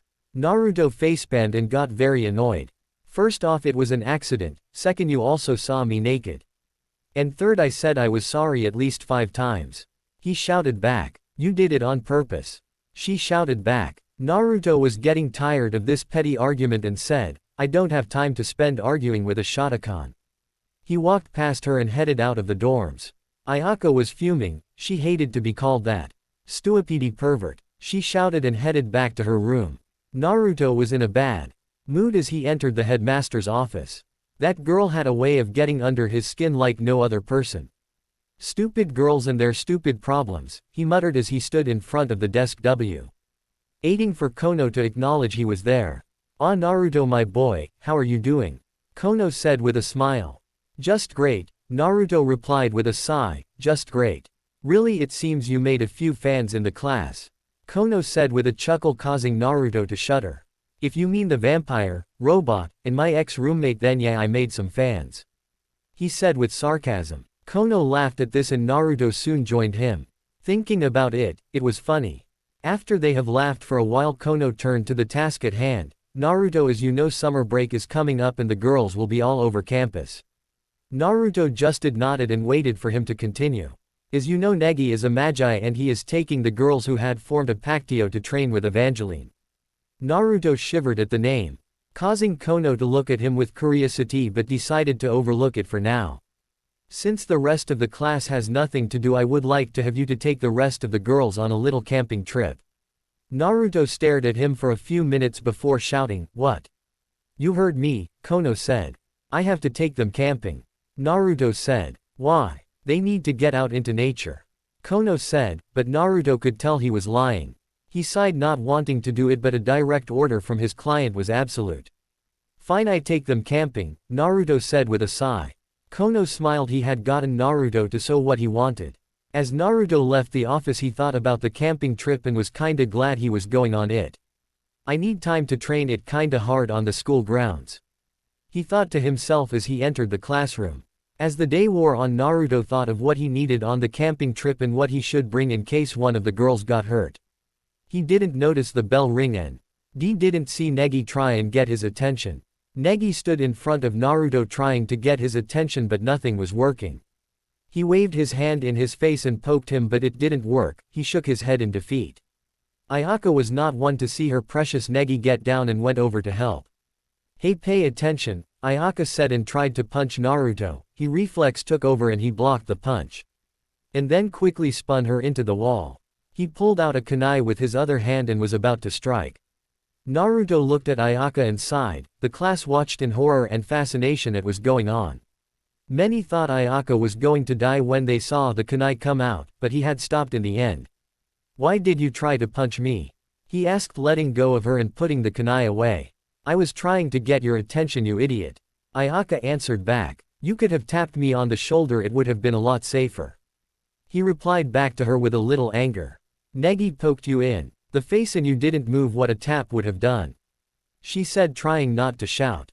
Well, sorry, I just didn't notice, Naruto said sarcastically. Well, thank you, Captain Obvious, she replied back, making Naruto mad. Thanks for the sarcasm, it is much appreciated. Naruto replied back with the same amount of sarcasm and turned from the girl. He looked down at Negi and said, What is it? Negi looked at Naruto and shivered. When Naruto was mad, you didn't want to make him madder than he was already. I was going to let you announce the activity you have planned for summer break for the girls who want to go, Negi said quickly, hoping not to invoke Naruto wrath. Oh yeah, Naruto said and messed with Negi hair. Thanks for the reminder, little man. Negi smiled and sighed in his mind, glad that Naruto wasn't mad. Naruto walked to the center of the room and faced the class. Well, I planning on going camping in a few days and was told some of you have nothing to do while school is out. Yuto said as he tried to think of what to say. So I was planning on taking anyone who wants to go with me. It'd be for about a week and a half, nice place to camp. I will have a meeting later on today at the base of the world tree. If you want to come, meet me there. He looked at the class for a few minutes before heading out. As soon as he left, the class was abuzz with excitement. Camping sound great, Chizuru said with a smile. Zazie said, that sounds like a great idea. Chizuru said with a smile. Most of the girls looked upon the scene with amusement. Nodoka was excited and a little scared. She wanted to go but didn't know the first thing about camping, so she was having a tough time deciding. Yu and Haruna had already decided to help their friend and started to make a list of what they would need for the trip. Naruto sat at the base of the world tree and relaxed. He was glad to have some peace and quiet, but that was soon brought to an end when he heard a rustling sound from above. He looked up to see Evangeline coming down the tree with fangs ready to bite. He moved to the side and let her crash into the ground. "Hey, you were not supposed to move," she said angrily as she got up. Naruto had backed away and had his hand on his side. "I wouldn't have to move if you didn't want to suck me dry," he stated flatly as he waited for her to pounce. "But your blood is just so good," Evangeline replied with stars in her eyes that made Naruto shiver. "So I heard," Naruto said with a sigh. He sat down but with a knife ready if she tried to drink him again. "So I heard you taking some of the class camping," Evangeline said as she tried to get the dirt off her clothes. "Yeah," Naruto replied with little enthusiasm. As he thought about the camping trip, he failed to notice Evangeline get close enough to bite him. But he quickly stood up when he remembered some of the stuff he need to get. As he walked away, Evangeline watched crying anime tears. "My dinner," she mumbled as he walked away. Naruto had spent most of the afternoon gathering items for the trip. He had the food, water, cooking supplies, and first aid kit. "Man, I didn't think you need all this stuff for camping," he said to himself. He was used to camping with 1 to 2 other people, who knew how to camp like him. So taking a group of girls who seemed to have no camping experience at all was going to be interesting to say the least. As he sealed the rest of the gears away, he noticed the time and went to the world tree to meet his prospective campers. As he walked up the hill, he was surprised to see a lot of the girls had come. He looked over the crowd and saw Nodoka and her friends were there. He was glad for this because at least someone he liked would be going. Then he saw Ayaka standing there with a frown on her face. "Didn't think she was going to come," Naruto said to himself and headed towards the group. Ayaka was in a bad mood. She didn't want to go camping at all. She wanted to stay here and spend time with her precious Negi. She wasn't going to go, but it seemed fate wanted her to. Flashback to earlier. Ayaka watched as Naruto left the room after announcing the camping trip. Many of the girls were excited about going and couldn't wait to get ready. Ayaka on the other hand had other plans. She was going to stay here and find a way to get Negi away from Asuna and her friends. As he planned to get with her precious Negi, Negi was planning on getting Ayaka closer to Naruto. He headed over towards Asuna and pulled her aside. "Hey Asuna, can I have some help with something?" he asked her. "What is it, brat?" she said. "It better be normal and not magic." "No magic," Negi said, getting flustered. It took a few seconds for him to talk straight. "I was wondering if you would help me get Ayaka closer to Naruto." "What?" she shouted, causing the class to look over at them. Asuna just smiled and rubbed the back of her head. "Bad test score." Everyone nodded and went back to what they were doing. "What?" she said again, but this time quietly. "I overheard a few days ago Ayaka saying she loved Naruto." Negi said to her. "Are you sure that what she said?" Asuna asked, not trusting Hi's info and also taking into account Ayaka's personality. "Are you sure that is what she said?" Asuna questioned Negi, who just nodded.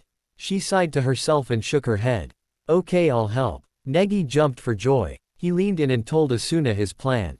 Asuna nodded as she listened and snickered a little. To her, this would get Ayaka to go on the camping trip, but with the right words she would go in a heartbeat. "That's the plan," Negi said with a smile. Asuna nodded and they headed over to Ayaka's desk. Ayaka was sitting quietly thinking of ways to get Negi alone. She smiled to herself and giggled a little. She was soon pulled out of her mind when the object of her desire was standing in front of her. "Hello Ayaka, how are you today?" Negi said with his signature smile. Ayaka was overjoyed.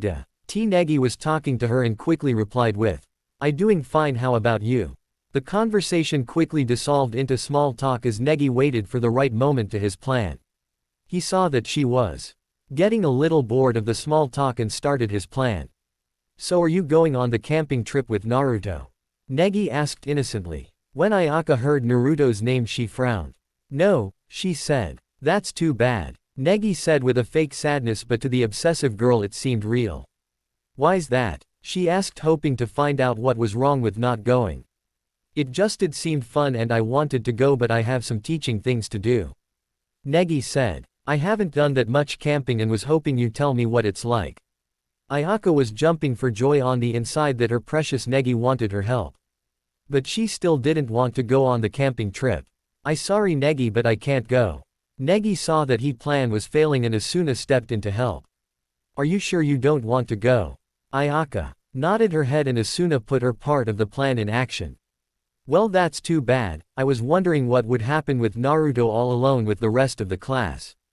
Ayaka's brain immediately began to picture what would happen. He saw Chizuru with her shirt almost off and Naruto standing over her with a perverted grin. No please. Dream, Chizuru said, and Dream Naruto leaned in. Ayaka stood up with a righteous fury. I shall not let him lay a hand on any of them. She shouted and all the class looked at her as if she was insane. Asuna smiled to herself as she watched Ayaka prepare for the trip. Flashback end. Ayaka was now standing with the rest of the girls waiting for Naruto to speak. Naruto looked out at the girls and smiled. Hello everyone, he said, getting everyone attention. Hello Naruto. They all said in unison. Since you are all here, that means you're going camping with me. Naruto said with a warm smile, causing a few girls to blush. He made sure everyone was listening before he continued. He pulled out a stack of papers and started to pass them out. In this packet is all the information on what to bring to the trip. Naruto said as he was handing out packets. It has all the basic on camping and also has some instruction on what to do while in the wilderness. All the girls nodded when Zazie raised her hand. Quote. Everyone looked at her with confusion except Naruto. Good question, he said to the silver hair girl. Yes, I will not be the only chaperone on this camping trip. The nurse Shirzura has decided to come along in case someone gets hurt. Ayaka looked on with a smile. With Ms. Minato going, I can stay with my precious Negi, she said and started to leave, but Naruto suddenly appeared in front of her. Like I said before, if you are here you are going camping, he said to her in a firm tone. I don't have to if I change my mind, she said and tried to walk past him. Sorry, but you can't, he stated and gave her a smirk. By coming to this meeting, why? Oh, you are obligated to go on the trip even if I have to drag you out of your room kicking and screaming. You wouldn't dare, she said with anger and tried to punch him in the face. Naruto grabbed her fist and twirled her into him. He wrapped his other arm around her and whispered into her ear. I dare. She blushed and struggled in his grip. He laughed to himself and let go of the blonde. Nodoka watched the scene with envy. She wanted Naruto to wrap his arm around her like that. You noticed this and was more determined than ever to get Nodoka with Naruto. Naruto turned to the class and smiled. Ow, if you need help finding everything, I am going to go shopping this Saturday with anyone who needs it. If you have any more questions, consult the packet or come ask me. He waved to the girls and he added back to the dorms with a smile on his face. This was going to be fun. Naruto sat at the base of the world tree waiting for the girls to gather so he could start the trip. After the meeting, it had been a crazy couple of days. When he said he would help with the girls get what he didn't expect so many to come.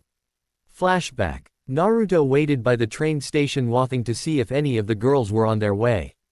He thought that he would get at least one or two girls that needed help, so he was hoped for a relaxing day. Naruto, a familiar voice shouted, drawing his attention. Nodoka, you, and Haruna were walking towards him. He smiled at his roomie and waved. Hey, how are you guys doing? Naruto asked with a big smile. Nodoka just blushed. You sighed looking at her friend and Haruna giggled. We're here to go get our camping supplies with you, Nodoka said quietly. Naruto smiled, glad that at least a few were here to get their stuff. If I had known you guys were coming, I would have waited for you at the dorms. Nodoka blushed at hearing this while her two best friends smiled at her antics. They continued their conversation while waiting for more people. Suddenly two things flew out of the air. Naruto moved and saw two short red-haired girls standing next to each other. They were Fuka and Fumika Narutaki, the pranksters of the class. They looked at Naruto and the library trio and smiled before shouting. We found him. Naruto covered his ear as they shouted, and when they stopped they saw a large group coming towards them. In it was everyone that was going except Ayaka and Zazie. Naruto was shocked that so many of the girls need help with getting what they need. He quickly fell out of his shock and said, "Is everyone here?" He got a big yes. He smiled and led the way towards the camping supply store. Flashback end. As he watched the clouds, he didn't notice Chachimaru walk towards him. She stood a few feet from him waiting to see if he would acknowledge her presence. A few minutes had passed and he had yet to say anything. "Excuse me," she said, drawing his attention. Naruto turned and saw her standing there. He smiled but quickly looked around to see if the little blonde bloodsucker was about. Chachimaru watched this and chuckled to herself at his antics. "My master is not here," she said and watched him sigh in relief. Naruto walked towards her and stood by her. "So what brings you here?" he asked with curiosity. Chachimaru was silent for a few moments before turning to face him. "I came to ask a question that has been bothering me since our battle," she said to him. He watched her and waited for her to continue. "When we were fighting and you had me pinned, you said, 'I have a kind soul.' Yeah, what about it?" he said as if didn't matter. "I am an android, how can I have a soul?" she asked him with pleading eyes. He looked at her and saw that this was what was troubling her. He sighed to himself and thought for a moment. She watched his body language and saw that he was in deep thought. Suddenly he pulled her into a tight hug. She felt his warmth throughout her body. She had been hugged before but she had never felt such warmth. He leaned in and whispered into her ear. "If you can feel my warmth, you have a soul," he said, causing her eye to widen. "Only those with hatred cannot feel this warmth, but a kind soul should feel it just fine." Chachimaru was shocked as he just held her close. What he said had made no logical sense, but she felt in her body, no wait, her soul, that he was right.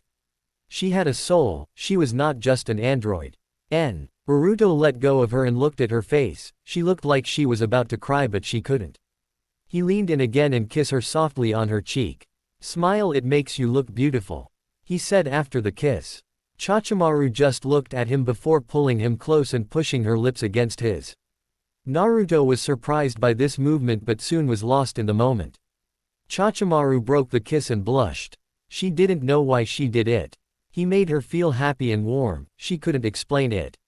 She couldn't be near him at that moment and she quickly ran off. "Wow," Naruto said as he stood his brain short-circuiting and fainted. He was woken up a few minutes later by the library trio. "Oh my head," Naruto said as he sat up. He looked around and saw the three girls. Did that really happen? He thought to himself before he heard his name being called. "Naruto," Nodoka said, getting his attention. He turned to look at her but couldn't help but blush lightly. He hid it feral. "Why easily, but if you looked closely you could see it." "Yeah, what is it?" he replied and smiled. "Why were you laying on the ground?" she asked, titling her head to the side. Naruto rubbed his head in embarrassment but didn't know what to say.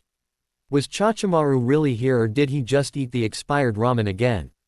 "I didn't get much sleep," he lied, hoping they would buy it. Yu looked at him and knew he was lying. He was a heavy sleeper and seemed to have no trouble sleeping the night before. Haruna thought the same thing but Nodoka bought it. "That's okay," she said as he stood up. Naruto nodded and Hen proceeded to check if they had everything packed and ready to go. As the morning progressed, more and more girls came and he proceeded to make sure they were ready. He smiled and was glad he had a good turnout, but he paled when he heard the sound of wheels. He quickly turned to see Ayaka pulling along a large suitcase. Naruto looked at the girl and smirked. Walking over to her he said, "What you have in there, a kidnapped Negi?" Ayaka looked at him with anger. "No," she shouted, "it all I need for the camping trip." Naruto quickly took the suitcase from her. "I will be the judge of that," he said and opened it. Inside were some clothes, enough to last the entire trip, toiletries, and a lot of Negi-themed items. Naruto shook his head and walked over to the base of the tree Taken. One of the extra camping backpack and equipment. He proceeded to unpack her suitcase and put it in there. He put everything except the Negi items.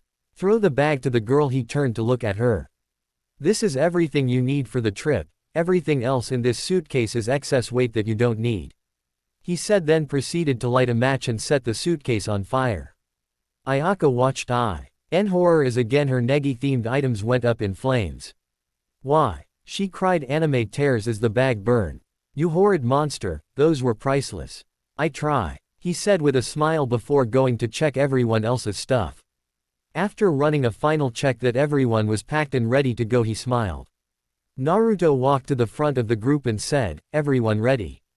"Yeah," all the girls shouted with excitement. Naruto nodded and replied, "Alright, let's go." And proceed to load the bus. A few hours later, Naruto smiled as he smelled the forest air. He always loved nature, it was so much better than a city. Everyone was getting of the bus and getting their things. The library trio were talking amongst themselves about what plant they can identify with their forest plant book. The cheerleader trio was exciting about the large lake. The twins were the same as well as most of the class. Mana and Ked were looking forward to what Naruto had called the challenge hike. Ayaka was not that excited about doing anything, but she was glad to have time to relax and plan to get with her Negi. Naruto waved everyone over and made sure they had everything they have packed. "Okay everyone, the campsite is about a 3-mile hike from here," he said with a smile. Some of the girls were nervous about the hike, but Naruto gave them a reassuring smile. "It won't be that bad. There is a trail that goes all the way up there." Many of the girls sighed in relief. Naruto watched them for a moment before speaking again. "Okay, we are going to split into 2 groups," he said, causing the girl to look at him in confusion. "2 groups?" Chizuru said with curiosity. Naruto nodded and answered, "Yes, 2 groups. One group is going to lead by Ms. Minamoto while the other is going on the challenge hike to camp." "The challenge hike?" Chisame said, not liking the sound of that. Mana and Ked smiled and were looking forward too. Naruto noticed Chisame's discomfort and put a hand on her shoulder reassuringly. "The challenge hike is a 8-mile hike to camp over rough terrain," he said. "And you don't have to go on it unless you want to." "Okay, now everyone going on the challenge hike over here by me," Naruto said and watched Zazi, Mana, Ked, Chio, and Ayaka walk over to him. Naruto expected 3 of the 5, but Ayaka was the surprise. He gave the other blonde a serious look before asking, "Are you sure you up for this?" "I am," Ayaka said with conviction. In her mind, if she could survive the challenge hike, she could get Negi to be hers. Nodoka watched the interaction and wanted to walk over to the challenge side, but she knew she wouldn't last. She walked over to Naruto and tapped him on the shoulder. "Will we see you at camp tonight?" Naruto thought for a moment before answering, "Depends on how the other keep up." He smiled. "Okay. Be safe," Nodoka said and gave him a hug. He smiled and hugged her back. "I'll be fine," he said and gave her a big smile. Nodoka smiled back and walked back over to her friends. Soon everyone was ready to leave. Naruto turned and started to walk towards the tree line. "We'll see you later," he said and disappeared into the forest, followed by the 5 brave girls that took the challenge. The other group watched them leave before heading up the trail to the campsite. Naruto led the group through a deer trail through the forest that had many twists and turns. Soon the terrain began to get rocky. At first Ayaka thought it was going to be easy, but as the hike went on she saw that this was going to be much harder than she thought. Mana and Ked were having a lot of fun.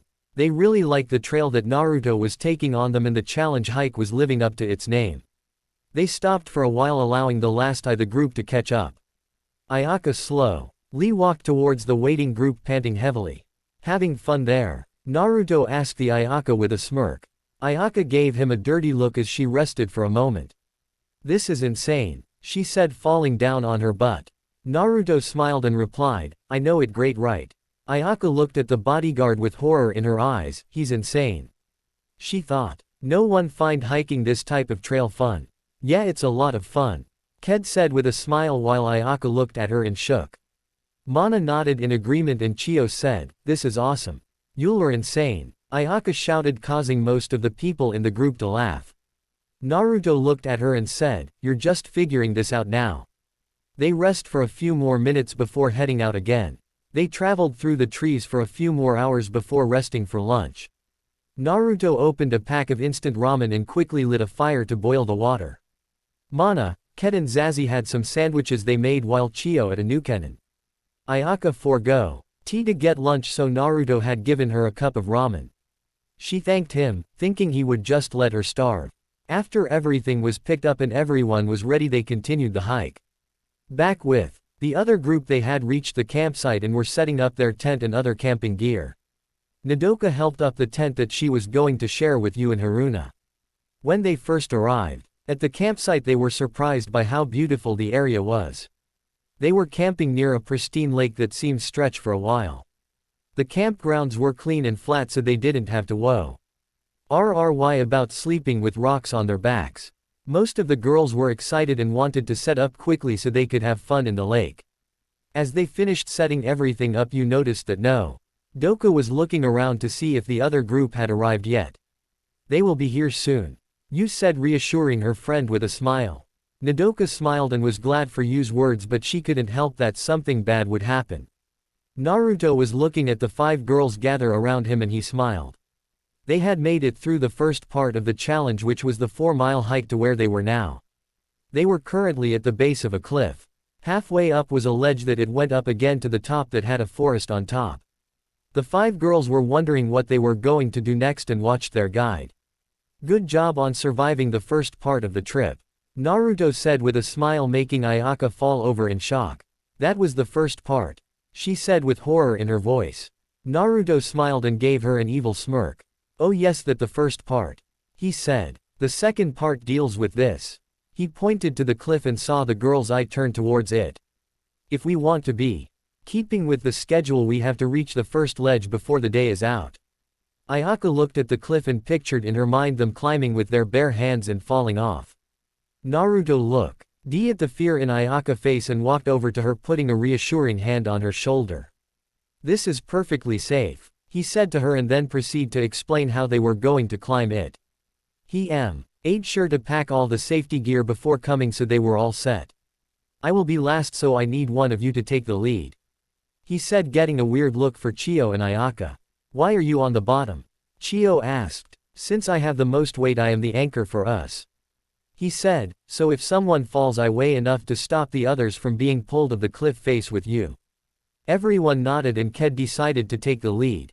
He nodded and handed her a walkie-talkie so they could keep in touch. Soon they were on their way up.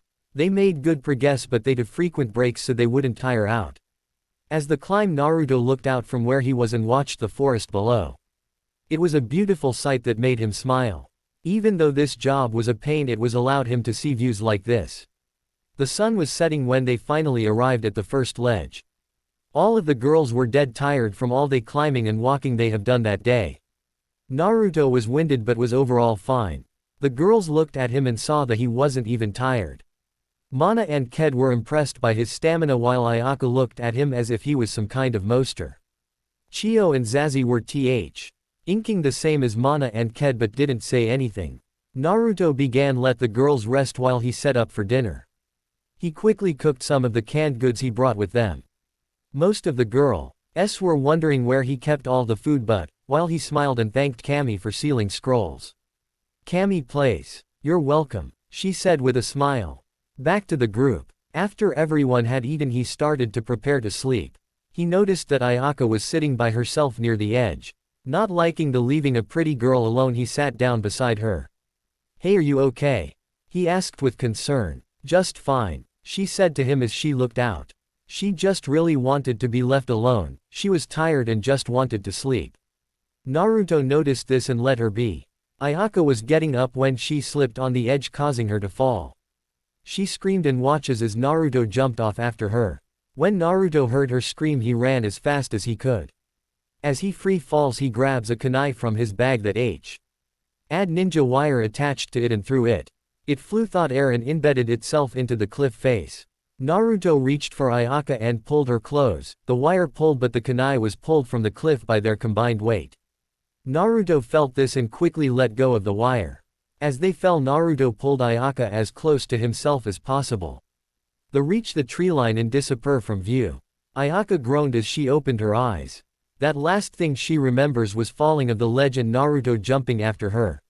She remembered him pulling her close and trying to slow their descent, but it didn't seem to work. She put her hand down to push herself up when she heard a groan from below. She turned to see that she was currently sitting on Naruto and that he was in bad shape. She quickly got off and looked him over. She saw that his breathing was shallow and one of his arms was broken. It seemed that he kept her safe when they were falling. She was glad that he had saved her, but she could see that he was not getting up for some time. As she started to assess the situation, she heard the chatter of a walkie-talkie. She looked down and saw one clipped to his belt. She unclipped it and listened. Out of the walkie-talkie came the voice of Ked. "Naruto, are you okay?" she asked, hoping for an answer. Ayaka was glad that they were still in range and pushed the bottom to reply. "This is Ayaka and was alright," she said before looking back at Naruto. "Well, I am alright. Naruto is badly hurt and I can't move him." Ked was frowning on the other end of the walkie. "If he was hurt, then they need to get to camp so they can get help." She pressed the button on the walkie and replied. "How bad is it?" "His arm is broken and his breathing is shallow," Ayaka replied as she looked down at her fellow blonde. "Damn," was the reply for Ked. "The only thing we can do is go to the others and get help." "Wait, you can't leave us here," Ayaka began to say, but Ked cut her off by saying, "Naruto Kano. TB moved and you don't have anything to help him. Even if we came down to you, it will still be bad for him. We need help." Ayaka nodded to herself, knowing that Ked was right, and then said, "Okay. Good," Ked said. "I'm going to head to camp with the others and be back down as soon as we can. Do you think you can make it back to the cliff face? We can send down Naruto and your gear." Ayaka looked around and saw the cliff face. "Yeah, I can see it, but how will I signal where we are?" "We're taking care of that," Ked said, and she soon heard the sound of rushing wind and saw Zazie land on the ground in front of her. She handed Ayaka her stuff and looked at her. "Okay, we're heading out," Ked said through the walkie, and Ayaka replied that it was okay. "What?" Ayaka said, trying to decipher the silent girl's musing. Zazie just pointed and towards the tree line. Ayaka got the message and led her towards the injured young man. As they reached Naruto, they noticed that he was awake. He was currently using his good arm to sit up and lean against a tree. Ayaka rushed to his side and kneeled down, then gave him a hug, causing Naruto to wince in pain. "You scared me, you idiot," she said, trying to hold back her tears. "Hey, it's my job to get hurt for you guys," Naruto said as he used his good arm to pat her on the back. Zazie said and tilted her head to the side. Naruto noticed her and gave her a hurting smile. "I be good in a few hours," he said, causing Ayaka to look at him in confusion. "In a few hours," she said, getting angry and getting in his face. "You're seriously hurt and this will take weeks to heal." Zazie said in agreement. Naruto shook his head and sighed. "Let's just say I heal faster than normal," he said as he leaned on the tree. He saw the camping gear and smiled. "I guess we should set up for the night." Ayaka and Zazie nodded and they start to set up their campsite. Naruto watched the work but decided it was better to set his arm. He took a kunai from his 10F his pouches and saw a few fallen branches he could use. He reached for them but they were out of his reach. He extended as far as he could before he fell over, landing on his broken arm. He tried not to scream in pain. Zazie noticed this and quickly ran over to him. She said, looking at him. "I'm fine," he said, trying not to show pain, but when he tried to get up he fell down again and Zazie could see it in his eyes. She quickly got up and went over to Ayaka. After a few moments of talking they both came over to help Naruto. Ayaka went and got the branches he wanted and Zazie laid him down on the ground so they could set his arm. Zazie went to take a kunai from his pouch when he used his good hand to stop her. "Those are sharp," he said, not wanting her to get hurt. She just looked at him with a blank expression before giving him a reassuring smile. He let go of her arm and let her get the kunai. He watched as she cut the branches into the correct length for the splint and soon his arm was set. Ayaka watched this and was glad they had sent Zazie down to help because she wouldn't know to do. At school she was in her element, but here in the wilderness she was at a loss. Naruto noticed Ayaka's sadness and sighed. "This girl is going to be the death of me," he thought to himself. "Hey Ayaka," he said, getting her attention and waved her over. She walked over to him and he patted the ground beside him so she would next to him. "Yes Naruto?" she asked as she sat down next to her. He smiled and leaned her head on her shoulder. Ayaka stiffened at this and didn't know what to do. Naruto," she stammered. "Just stay like this for a while," he said as he closed his eyes. Ayaka looked at him and saw him slowly fall asleep. She smiled as she watched his sleeping face. Zazie had started at a fire and noticed Naruto leaning against Ayaka. Smile looked at them with a tint of jealousy in her eyes.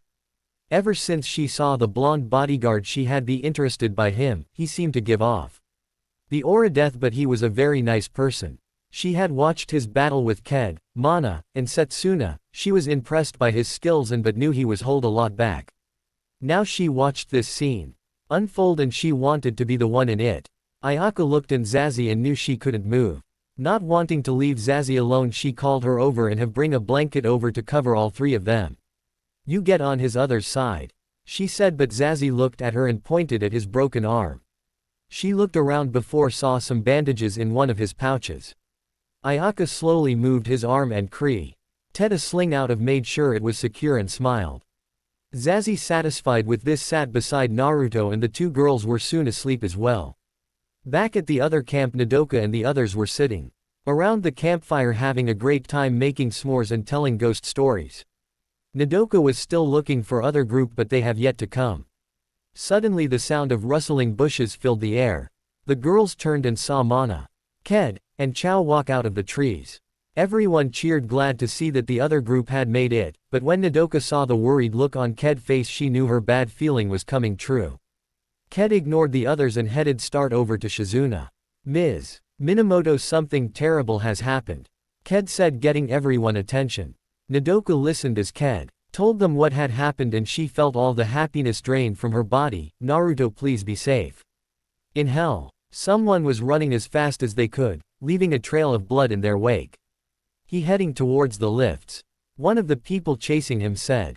Soon a group of high-number Shinigami had set up a barrier of bakudos, but alas this did not stop the running man. His eye changed for next to red with a windmill-type design in them. With a quick wave of his hand, black fire cover the defenders, killing them instantly. He reached the lifts and headed up. I coming for you, Dobi, the man said. Sasuke Uchiha had escaped, back with Naruto and the girls. The sun came through the trees and landed on the sleeping trio. Naruto was the first to stir and as he opened his eyes he felt some weight on his shoulders. He turned and saw Zazie and Ayaka sleeping on him. He smiled at this but he had to wake them up. He was feeling better but his arm had yet to fully heal. He wanted to head to the cliff face and set up there so it would be easier for the others to find him. Ayaka was the next to wake and as she woke she could feel Naruto's eyes on her. Sleep well? He asked with a sincere smile causing her to blush. She nodded and gave him a smile. Naruto was happy that she was safe but he noticed that he felt the weight on his other side lift. Zazie looked at Naruto and gave him a blank look. Naruto posed the same question to her and he got a small smile. Happy that both girls were safe he tried to get up but as he did he felt pain in his chest. He sat back down and the two girls looked at him with concern. It seemed it not just my arm that is broken, he said. Both girls began to fuss over him as they assessed the damages they missed the night before. It seemed that he had broken 2 ribs as well in the fall. They checked his back to make sure there wasn't any cuts. His shirt was torn but there was not cuts whatsoever. They made sure to bandage the wounds to the best of their abilities. Before they started to make a light breakfast, Naruto watched them work and couldn't help but smile. It was nice to get away from the hassles of work and he was kind of secretly thanking his mom for sending him there. He then noticed a very beautiful black butterfly flying towards him. He lifted up his good hand and it landed on his finger. As he listened to the silent message his face began to pale. He watched the butterfly fly off and he started to push himself up. He grunted in pain but was soon standing. He leaned on the tree for support. Ayaka noticed this and walked over to him with worry on her face. You need to rest, she said but Naruto shrugged it off. Something bad is going to happen, he said as he headed towards his gear. Zazie stood in front of him and blocked his pathway. Quote. I sorry but I have to, he started to say when they heard the sound of an explosion fill the air. He's here, Naruto muttered to himself and quickly moved past Zazie, grabbing his ba. With his good arm he began to rummage though it till he found what he was looking for. He pulled out a few barrier seals and set them up against 4 equally spaced trees. Pulling up his sleeve on his left arm he touched one the seal summoning his scythe. He swiftly attached it to his back before facing the 2 girls. Ayaka watched this with confusion and fascination. She was about to say something about what he had just did but he suddenly turned towards them. I need you two to stay here, he said. The seals will keep you hidden from danger. I am going to drive him away and hopefully bring him down. What do you mean he? Do you know what's going on? Ayaka asked with a little fear in her voice. Naruto didn't answer but gave them a reassuring smile. I won't let anything happen to you too. Zazie said and started to walk towards him, but Naruto held up his hand. This is out of your league, he said. He looked her directly in the eye and continued. I want you to be safe, so stay within the barrier. Both girls nodded and Naruto, satisfied with this answer, headed out towards the explosion. He moved quickly and soon found the source of the explosion. Standing in the middle was a black hair boy whose hair looked like a duck butt, and he was wearing a white gi that was open with purple bottoms tied off with a large rope. He had a slim sword at his side. So you did escape, Sasuke? Naruto said with a frown on his face. Of course I did, Sasuke answered with a cold expression. It was only a matter of time. Naruto shook his head and pulled his scythe out. He undid his arm splint and got into his stance. Sasuke pulled his sword out and the two combatants stared each other down. Suddenly there was a blur of movement and the sound of blades hitting against each other filled the air. Naruto brought his scythe down in an overhead strike which Sasuke blocked, then kicked him in the stomach. Naruto cringed in pain but didn't let it deter him from the fight. He began to go through a series of quick strikes that Sasuke either blocked or dodged. The two broke apart from each other for a moment before attacking again. Zazie and Ayaka sat in the barrier worrying about their blow. NDE Guardian and wondering if he was alright. Soon they could hear the sound of metal hitting metal and knew the battle was underway. Ayaka was scared, but inside she knew that the Naruto would lay down his life to protect them from harm. During her time with him she saw that he was always looking out for her best interest. Even when it seemed he was being mean, he always had her safety in mind. And when it seemed he was being mean, he was trying to keep her safe. Zazie looked at Ayaka and began to walk towards the edge of the barrier. Ayaka grabbed Zazie's wrist. Where are you going? She said, looking directly at the blanked-faced girl. Zazie said and looked Ayaka directly into her eyes. Ayaka saw her worry and pain in her eyes and finally began to understand her. You want to go after him? Ayaka said and Zazie nodded. She let the other girl go and she started to head into the trees. I am coming too, Ayaka said and went with Zazie towards the sound of battle. Naruto was panting heavily and was full of shallow cuts. It was made worse by the injuries that he had received the day before, so he was in constant pain. Sasuke was also panting heavily but not as much as Naruto. They soon started to attack each other again and it seemed that Naruto was slowing down. Sasuke took advantage of this and started to press the attack. Naruto defended the best he could but he was soon taking more and more hits. Sasuke hit him in his ribs, causing Naruto to cringe in pain. Sasuke noticed this and pushed his advantage. He kept his attacks aimed for Naruto ribs. Naruto tried to do DGE or block but it seemed he was losing more and more strength with each hit. He quickly broke away for Sasuke and put his hand together. Hado number 31, Shikaho, he said and fired it at Sasuke. Sasuke, watch. The spell fly towards him and moved out the way. He dodged the strike but was caught in the shock wave it produced. Naruto pressed his long-range assault with more red energy balls but Sasuke kept on dodging. Sasuke dodged the lasted strike and got in close only for Naruto to spin away from his punch. He put two fingers together and pointed them at point-blank range of Sasuke's shoulder. Hado number 4, Byakurai. Naruto said as a blot of pale blue lighting struck Sasuke in the shoulder. Sasuke roared back in pain from the bolt of lightning but Naruto was not done. He used his side pull to push him forward. Road used the momentum to kick Sasuke in the face. Then he launched himself in the air and prepared another spell. Hado number 63, Reikoho. A large blot of pure yellow energy descended on Sasuke at alarming speeds. He jumped out of the way but was caught once again in the attack's shock wave. Naruto landed and grimaced in pain but stood his ground. Holding his hand out he gathered heat chakra into his hand. Rasengan, he shouted and charged Sasuke. While this was going on, Zazie and Ayaka had just reached the battlefield. They had watched Naruto send attack after attack at the assailant and was not letting up. They watched as he ran toward the other young man with a spinning ball of blue energy in his end. Naruto thrust his attack at Sasuke and Sasuke barely dodged, getting grazed in the arm by the spinning ball. He spun and charged lighting into his hand. Chidori, Sasuke shouted and drove it thought the blonde's shoulder. Naruto cried out in pain as Sasuke pulled his hand out. That's what you get, Dobi.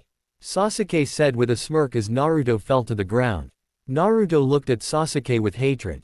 He tried to stand but Sasuke used his foot to push him back down. He then drove a hard kick into the hole in Naruto's shoulder, causing Naruto to scream out in pain. The girls watched in horror as Sasuke attacked Naruto's injured shoulder again and again. Ayaka couldn't stand this and rushed out to help. NCE she was trained in martial arts since she was little. She thought she could get the jump on the black-haired young man. Sasuke sensed someone coming towards him and swiftly dodged a punch. He turned and saw a young blonde-haired girl standing there, fist ready to strike. He looked down and saw the surprise on Naruto's face as he looked at the girl. Sasuke looked down at Naruto and smiled. I think I play with this one and let you watch her suffer, he said with an evil laugh. He quickly raced towards Ayaka and started a set of quick strikes. Ayaka dodges some of them but was hit by most of them. She was baffled by this guy's speed. She had never seen someone move this fast in her entire life. Sasuke was amused as he saw the girl try to fight back. Her moves were rather slow in his opinion and he lazily dodges every strike. While Sasuke was busy toying with Ayaka, Zazi ran over towards Naruto and began to look him over. He was badly wounded but it seemed that his smaller wounds were healing quickly. The hole in his shoulder was still the biggest problem and she tried to stop the bleeding. Sasuke was having a good time toying with Ayaka. She never hit him and he would only hit her lightly. But to her it felt like being hit by a large rock. Ayaka knew she was out of her league. Try as she might, she could do anything. Sasuke, seeing her confidence waver, pushed his attack. He punched her in the stomach hard and then kicked her hard in the side. Ayaka let out a gasp in pain as some blood flew out of her mouth. Naruto saw this and got up, ignoring Zazi's attempt to stop him. He shed Sasuke and knocked him over and away from Ayaka. Sasuke looked back at Naruto and saw the fury in his eyes. This is what he wanted. Naruto mad. Naruto looked straight at Sasuke with anger. He put his hand together and said, Hado number 88, Hiryugekizoku Shintenraiho. A huge bolt of lightning rushed towards Sasuke at amazing speeds. Sasuke barely dodged and watched as Naruto stand there out of energy. Sasuke speed towards Naruto and punched him in the face. Naruto flew back from the force of the blow and landed hard on the ground. Sasuke walked over and pulled out his sword ready to strike. Ayaka watched as he walked slow over towards Naruto only to see Zazi run towards him with a kunai in hand. No! Naruto shouted as Zazi tried to stab Sasuke. Sasuke dodged the strike and stabbed her in the stomach. Zazi! Naruto shouted as he watched the tan girl fall to the ground. Naruto looked up at Sasuke with pure hatred. He tried to attack Sasuke but was batted away. Ayaka watched what had happened and tears streamed down her face. She watched her fellow classmate fall to the ground. Sasuke heard her crying and smiled. He slowly walked towards her and Ayaka tried to get away. Naruto no wa. Nting to see another person get hurt, got up and charged Sasuke one more time. With the last of his energy he created a Rasengan while he saw this and batted away the weak attack with ease. Naruto fell to the ground and tried to get up but he was out of energy. Ayaka walked towards Ayaka and smiled, "You're coming with me." "No," she whimpered and tried to get away. Sasuke knocked her out and picked her up. Sasuke looked at Naruto and gave him an evil smirk. "If you don't want to lose this one like the other one, you will come and fight me at the top of the plateau over there." Naruto looked where he was pointing and saw that it was towards the other campsite with everyone else. "I will kill you," Naruto said with venom in his voice, causing Sasuke to laugh. "I'd like to see you try," Sasuke said as he walked away. Naruto watched him walk away with the unconscious Ayaka. He cursed himself for not killing him before. Now Zazu was on the brink of death. Naruto dragged himself over to her and sat up. He picked himself up and set her head on his lap. She looked at him and gave him a small smile. She said, and Naruto laughed light smile. "Stupidi," he said to her, trying to hold back his tears. "You shouldn't have done that." Zazi replied as a tear rained down his face. She lifted her hand and wiped it from his face. She leaned forward and kissed him, causing him to blush. His eyes turned red and he looked at her soul. She was fading fast and he wanted to stop it. As he watched her soul fade away, he remembered a way to stop it. His features became more animalistic, his grew fangs. Looking down at Zazie and gave her a reassuring smile. "Everything is going to be fine," he said, and he leaned in close and bit into her neck. He injected some of his power. Soon a voice for all around could be heard. "The Reaper choose one to fight alongside of him, she is the owner of the pact." A seal started to appear on Zazie's neck. It was a golden fox with 10 tails. Soon 10 tails appeared behind Naruto and surround them in a bright light. Zazie slowly opened her eyes. The last thing she remembered was watching Naruto's features turn to that of a fox and him biting into her neck. She looked up and saw Naruto looking down at her with a smile on his face. "Finally awake, sleepyhead," he said with a smile. He was so glad that she was all right. He was glad the plan had worked. Zazie said as she sat up. She looked down at herself and saw the torn area from where Sasuke stabbed here. Naruto looked at the girl for a moment before answering, "Yes, you were dying." Zazie looked at him in shock and replied, "Calm down, I will explain everything," he said to her. Zazie looked him directly in the eyes before nodding. He waited a few moments then started to speak again.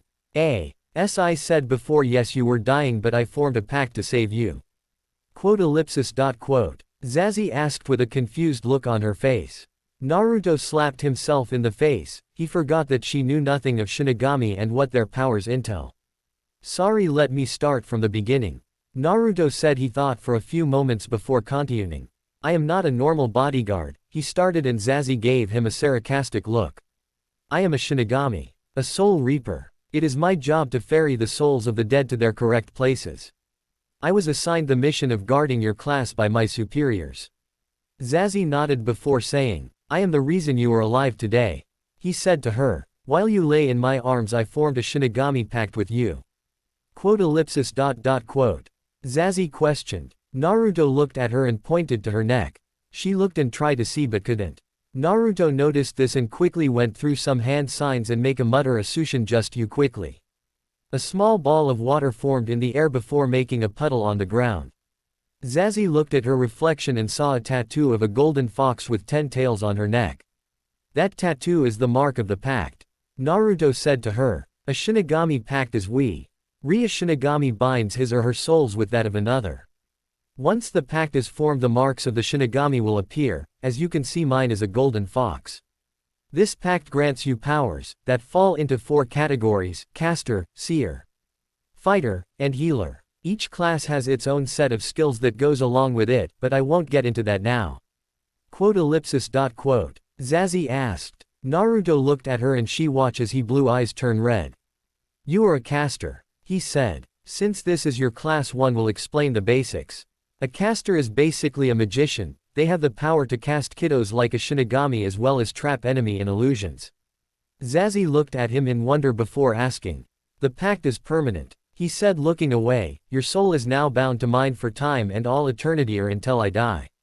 Zazie looked at him and hugged him in thanks. When she was stabbed by Sasuke, she thought she would never see her friends and family again. She was also happy that she was now connected to the below NDE bodyguard for life, and she hoped one day he would be hers. Naruto hugged her back and smiled. He was glad she was okay but was dreading when his mother found out about the pact. He could picture what she would do and shuddered in fear. Not in fear of getting punished but in fear of being bombarded with questions on when the babies were coming. Usually when a Shinigami made a pact with someone, they were usually marry them in the future. "I am not looking forward to that conversation," he said to himself and let of Zazie. Naruto looked at the girl and noticed that she was very beautiful. She had nice dark skin that glowed in the light. And eyes that could capture a soul. He stared at her for a few minutes and she stared back. They were lost in their own little world. He felt himself got very hot and Zazie felt the same. He wanted to kiss her so bad but was restraining himself the best he could. Zazie on the other hand couldn't help it and leaned in. She drew closer and closer before finally capturing his lips with hers. Naruto was in pure bliss. Her lips felt like slick and he wanted to taste her more. She pushed him down onto his back while still kissing him. She broke the kiss and stared at him before coming back into reality. She quickly jumped off him with a blush and said, Naruto looked at the blushing girl and smiled back, hiding his blush. It's okay. He stammered, I kinda enjoyed it. He mumbled, but she still heard him. She smiled and went over to him, giving him another kiss, she said with a sultry smile. Yeah, he said with a dazed look on his face. Zazie said with a giggle. Naruto laughed with her for a moment before he remembered something important, Ayaka. He shouted and got up. He held his hand out to Zazie, who blushed at this gesture. She took his hand and they into the forest. Ayaka woke up slowly, her head was killing her, but as she tried to reach up and rub her forehead she couldn't. She struggled to raise her arm but she couldn't. Ning her eyes fully, she saw that she was bound tightly to a tree. She remembered the fight and looked around for Naruto and Zazie only to find their attacker sitting by a fire staring at her. Looks like the princess is awake, he said coldly, making her try to back away in fear. What do you want with me? She asked with fear in her voice. He was suddenly in front of her, causing her to jump. He cupped her face in his hand and stared her in the eyes, his red eyes spinning. I want the Dobi to suffer and you're my ticket to that. Ayaka looked at him and questioning look, why do you want to hurt Naruto? She asked, losing her fear for curiosity. Sasuke looked at her as if she was crazy. What has he done? He roared. That Kami damn Shinigami stopped me from getting my revenge. Your revenge? She asked with another confused look on her face. He stopped me from killing Yami for what she had done, he said, looking her dead in the eye. That slut killed my entire family, but the Dobi had to go and stop me. Ayaka listened to his story as if he was crazy. You're insane, there is no such thing as Yami or Shinigami. She yelled at him, causing him to laugh. After watching our fight, do you really believe that? He asked as he laughed. Ayaka thought about it for a moment and remembered back to the fight. Naruto was shooting lightning from his hands and doing things that weren't humanly possible. As she thought about it more and more, she saw that he could do things that she have never seen anyone do. That still doesn't prove anything, she said, beginning to doubt herself. Fine, then I will show you, Sasuke said and looked her directly into her eyes. Ayaka felt a pull and was pulled into Sasuke memories. Flashback. Sasuke stood at the head of his army outside of Yami's palace. He had finally gained enough power to overthrow the slut and couldn't wait for the chance. My fellow demons, he shouted at the top of his voice, today is the day we finally get rid of the bitch. Everyone cheered. We shall then take over the worlds above, then we shall rule over everything. Everyone was cheering as he stood there basking in their praise. He was their leader, their general, their king. He was Sasuke Uchiha, the last of the Uchiha clan and mortal enemy to Yami, goddess of hell. He looked out to the palace defenses and smiled. Drawing his sword, he shouted, attack. The larger demons began to rain down long-range fire at the wall. Yami's defenders quickly put up a barrier, but it failed from the sheer number of attacks. Soon the outer wall was reduced to nothing, allowing the main to charge in. Soon the battle was fought in the streets and Yami's forces were quickly overrun. Sasuke smiled as he watched his army reduce Yami forces to nothing. Soon he would have his revenge on the slut for killing his family. Soon he would show the world the Uchiha were the supreme rulers of everything. The army quickly advanced to the inner part of the palace, but were suddenly stopped in from 10 hooded people. Stop now or die. One of the hooded looking out at the army over 8,000. A laugh started and spread throughout the entire army.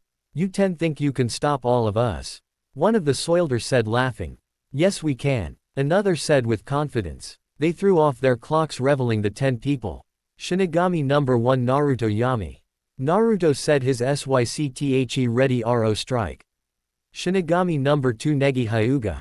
The next person said, his pale eyes looking out into the crowd, in his hand glowing with deadly energy. Shinigami number 3 Kiba Inazaka, said the next one person, EW. As built like a wolf and had a partner animal with him. Shinigami number 4 Shino Aburame, the next one said, he was tall with a long coat covering his entire body and the sound of buzzing could be heard.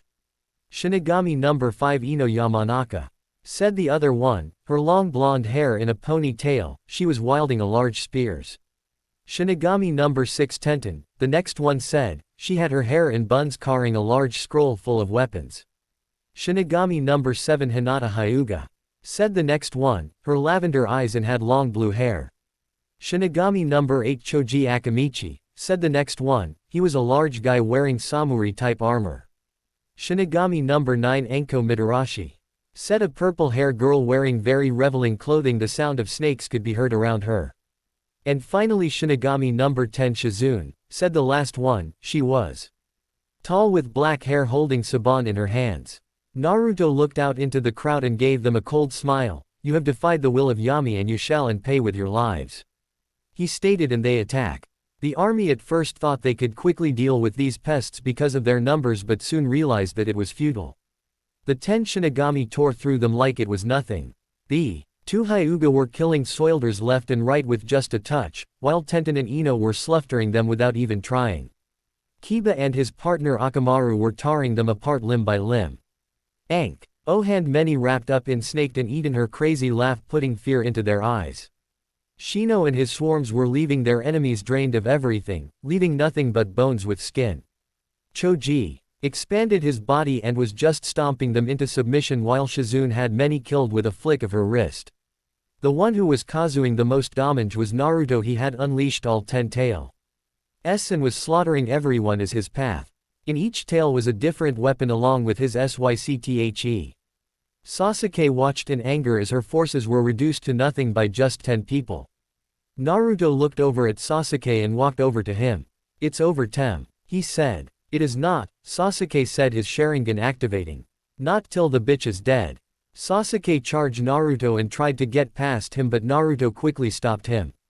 You will not lay a hand on my mother, Naruto said and pushed him back. You can't stop me, Dobi, every time we fight I always win. Sasuke said, his arrogance rolling of him in waves. Naruto just looked at him and chuckled. You such a Tem, he said. That when we were kids this is now, he said, and charges their blades crashing. End of flashback. Ayaka was suddenly back in her body and stared at Sasuke. She couldn't believe what she had seen, but she couldn't deny it. Naruto was a Shinigami and he had fought against Sasuke and won. She looked at Sasuke and saw the pure hatred in his eyes. He seemed to give off the vile aura that could be felt by anyone, and she was stuck with him. Soon I will have my revenge, Sasuke mumbled to himself before laughing into the night. Naruto and Zazie arrived at the campsite and everyone rushed over to see if they were okay. Naruto quickly calmed the girls down and showed them he was alright, but they still had Shizune check him out to see if he was okay. After they made sure that he was okay, they asked for Ayaka. Naruto told them that she had fallen and she had gotten hurt. Most of the girls were in shock that Ayaka had got hurt in the fall, and Naruto assured them he was getting her back. Soon everyone started to turn in for the night, leaving Naruto alone with Zazie and Nodoka. Zazie was wearing bandages around her neck to hide her tattoo. Before they reached camp he told her it would be better if the rest of the class didn't know.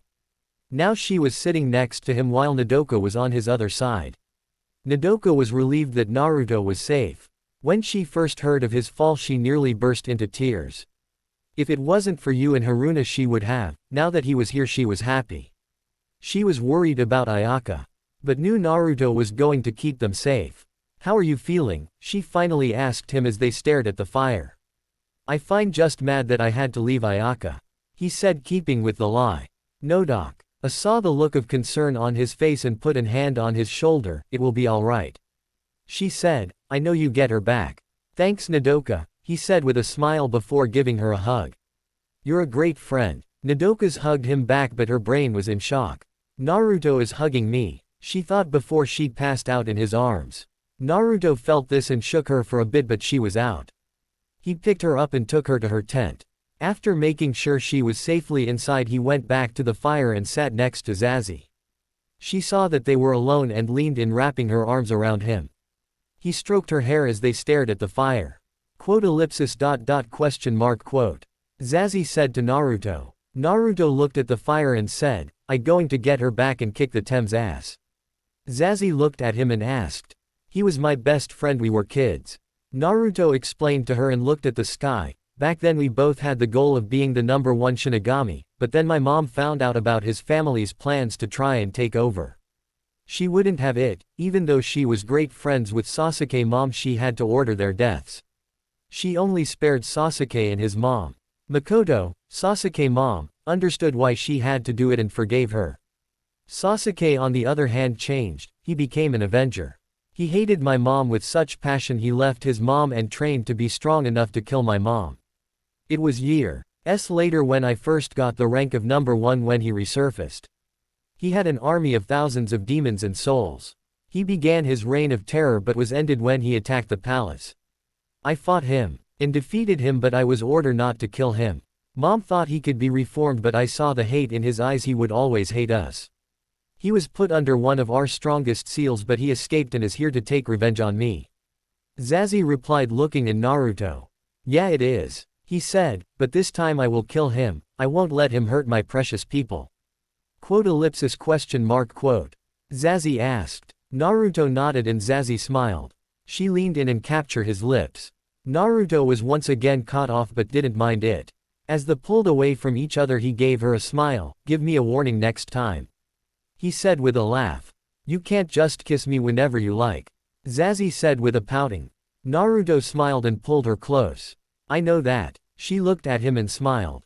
Quote ellipsis quote. Okay, I take you on a date when we get back, happy, Naruto said to her. Zazie smiled at this and nodded. Good. He let go of her and sat up and gave her a serious look. The tem is going down. Next day, Naruto had sent Z.A.Z to bed a few minutes later so he could set up barrier tags all around camp. After he made sure everything was in place and that the battle wouldn't affect the girls in any way, he finally went to sleep. He woke up a few hours later to the smell of cooking. He noticed that he was starving. He hadn't eaten in a day and a half. He got up and headed towards the smell. He woke up to the sight of the class preparing breakfast, and as he watched everyone having fun he couldn't help but smile. They were a good bunch and he was going to keep them safe from any threat, even if he died in the process. He made sure everyone was having a good time before waving for Zazie to follow him in the forest. Zazie noticed it and complied. Nodoka watched as they left and followed to see what was going on between them. Naruto stood in the trees and let out a strained sigh. He had been worried all night about Ayaka but knew that Sasuke wouldn't do anything to her until they faced each other. Zazie walked up beside him and saw he was in deep thought. She put a reassuring hand on his shoulder and he gave her a small smile. Zazie said, giving him a small smile. Thanks Zazie, he said, causing the girl to blush a little. Quote ellipsis question mark. Zazie said, giving him a worried look. I really don't know, Naruto answered and gave a sad sigh. He knew that Sasuke would use Ayaka to keep him from attack and he knew he would comply. He was stuck and couldn't think of what to do. Zazie looked at him and saw his worry. She unwrapped her neck and pointed to her tattoo. She said with certainty. Thanks Zazie, he said with a smile. Quote ellipsis dot quote. Zazie asked him. Naruto smiled and leaned in, whispering something into her ear. Zazie blushed at this but listened carefully. As he pulled back, Zazie pulled him close and kissed him again. She couldn't help herself, she wanted to taste him. Naruto kissed her back as they shared this moment together. They failed to notice Nodoka watching them. Nodoka watched them kiss and felt her heart break. She stood frozen in place. And she saw her love kissing another. She couldn't take it, he was lost to her. All she wanted to do was run away and cry, but she didn't want to alert the pair. She waited for them to leave before running deeper into the forest to cry. Ayaka couldn't feel her wrist as they waited for Naruto to show up. She watched her capture with hatred. He was a vile person who didn't care for anyone but himself. He was the complete opposite of Naruto. Naruto was caring, funny, clumsy, but he always cared for others no matter what. He would put his life on the line for others. Sasuke, on the other hand, was wanting nothing more than revenge. He was cold, uncaring and most of all arrogant. His not coming, Ayaka said as she watched Sasuke look around for Naruto. She though, UGHT that he would put the safety of the others over herself. Sasuke looked at her for a moment then laughed. Trust me, the Dobi will be here, he said, and soon a rustling could be heard from the tree line across the way. Naruto came walking out. He looked to be fully healed and ready to go. Hello Dobi, glad you could join us, Sasuke said sarcastically and stared at his hated foe. Naruto looked at Sasuke and gave him an angry look.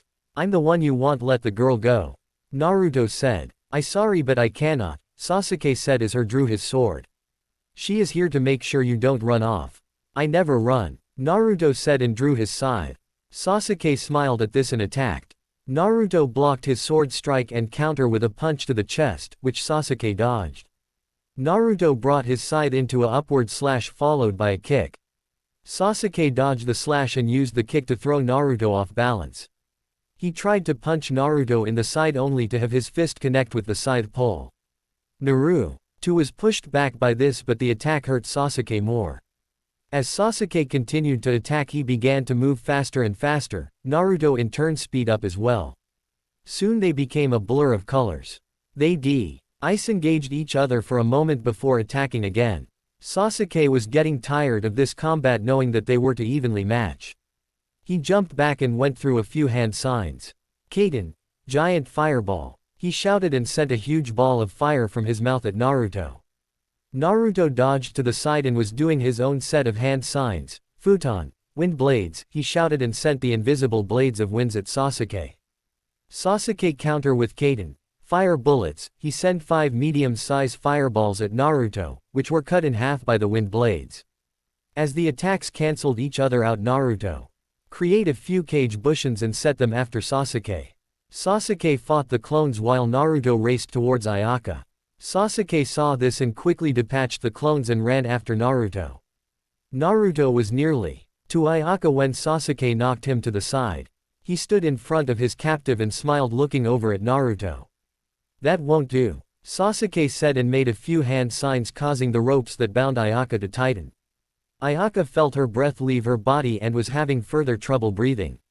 "If you want her to survive, I advise you not to try that again," Sasuke said before stopping the ropes. Naruto looked upon him with anger and attack.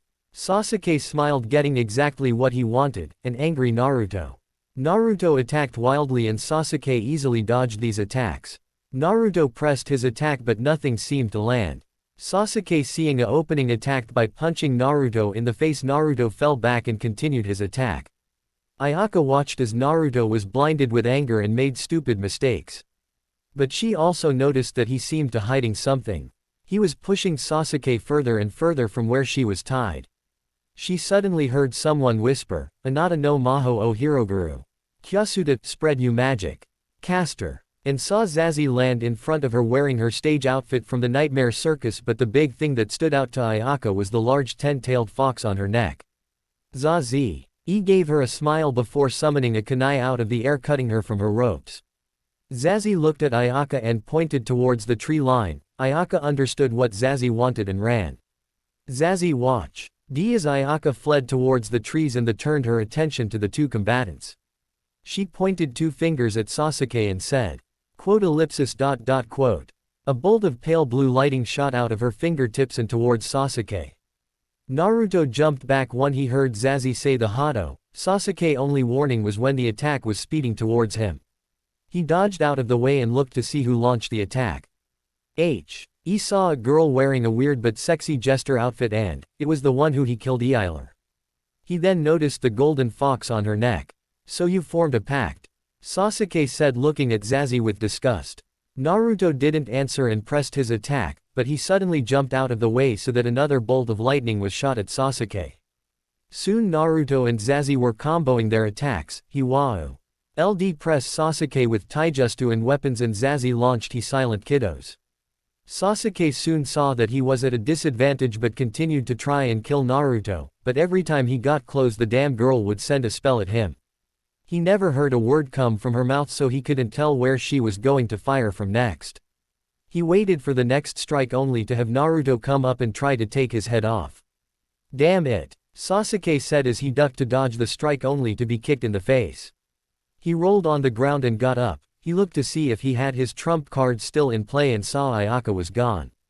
"Damn," he said and began to go through some hand signs. "Kaden, extreme fire wave." He shouted and out of his mouth came 10-foot-tall wave of fire. He sent it towards Naruto and Zazie. Naruto watched as the wave of fire came towards him and did the only thing he could think of to stop it. "Sweden, water wall." He shouted and created a huge wall of water. Zazie watched this and did the same. As the two attacks battle against each other, the fire lost, causing the water to turn to steam. "Futon. Great breakthrough," Naruto said and pushed the steam away. He and Zazie looked around for Sasuke and saw that he had run. "Damn him," Naruto thought as he looked around the battlefield. There were craters everywhere and the tree line was pushed back a few feet in some places. Ayaka. Naruto shouted and looked around for her. Ayaka heard her name and peeked out from her hiding spot to see Naruto and Zazie standing a few feet away. She got up and ran towards them. She reached them and wrapped herself around Naruto and started to cry. I was so scared, she said through her tears as Naruto put his arm around her trying to keep her calm. Zazie watched with a hint of jealousy but it quickly went away and was replaced with concern for her friend. Ayaka stayed in Naruto's arms for a few minutes before she felt safe. Naruto looked at her and was glad she was okay. You ready to go? He asked her and Ayaka nodded. Naruto started to walk back towards his campsite with both Zazie and Ayaka in tow, but the funny thing was Ayaka would let go of his arm. As they walked towards camp they didn't notice a specter watching their every move. Nodoka watched them leave and was shocked by what she had watched. Naruto had done things no human could do and Zazie as well. She watched them save Ayaka and began to wonder who or what Naruto was. She wanted to know but also she wanted to know how she could be like Zazie so she could be with Naruto. I will keep trying, she said to herself as she filled with confidence. Naruto, Zazie, and Ayaka walked into camp and into the arms of their worried peers. As they walked up Ayaka held her arm in pain and gave Naruto a dirty look. Flashback before arriving at camp. Naruto stopped and sighed. He remembered what he told the class and if Ayaka came back without some form on injury, they would get suspicious. Hey Ayaka, can you stop for a minute? Naruto said and watched her comply. Ayaka looked at Naruto wondering what he wanted. Yes Naruto. I apologizing in advance for this but we need to keep our stories the same, he said to her. Ayaka looked at him confused but suddenly understood when he grabbed her arm and put some pressure. A loud snap rang out and Ayaka tried to scream out in pain but Zazie came over and covered her mouth. Ayaka looked at Naruto with a murderous glare before saying, why in the name of Kami did you do that? She tried to hit him but she was in too much pain. I told everyone you had gotten hurt in the fall and so I need to make you hurt, he said to her, and that was the fastest way. End of flashback. Ayaka knew that he was right but he could have broken her arm a little more gently. Fortunately, she did not have time to think about it as the others rushed her over to Shizuna. Naruto watched as the rest of the class fawned over their hurt friend and smiled. He had saved her, but Sasuke had gotten away. And one thing Naruto knew about Sasuke is he didn't give up ever. This is going to get dangerous, he said to himself before heading towards his tent to take a well-deserved nap. SB. Nodoka sat by her friends and watched Naruto. He was hanging towards the back as everyone was fawning over Ayaka. She wondered what he was planning, but she was wondering what she would do to get him to notice her. You saw her friend in deep thought and looking at Naruto, she wondered what Nodoka was thinking and what she could do to help her friend. Hey Nodoka, are you okay? You asked Nodoka, who jumped at the sudden question. I'm fine, Nodoka said as she turned to look at her friend, as she held back her tears. Yu gave her an exasperated look and replied, no you're not. Nodoka looked at her friend and started to cry.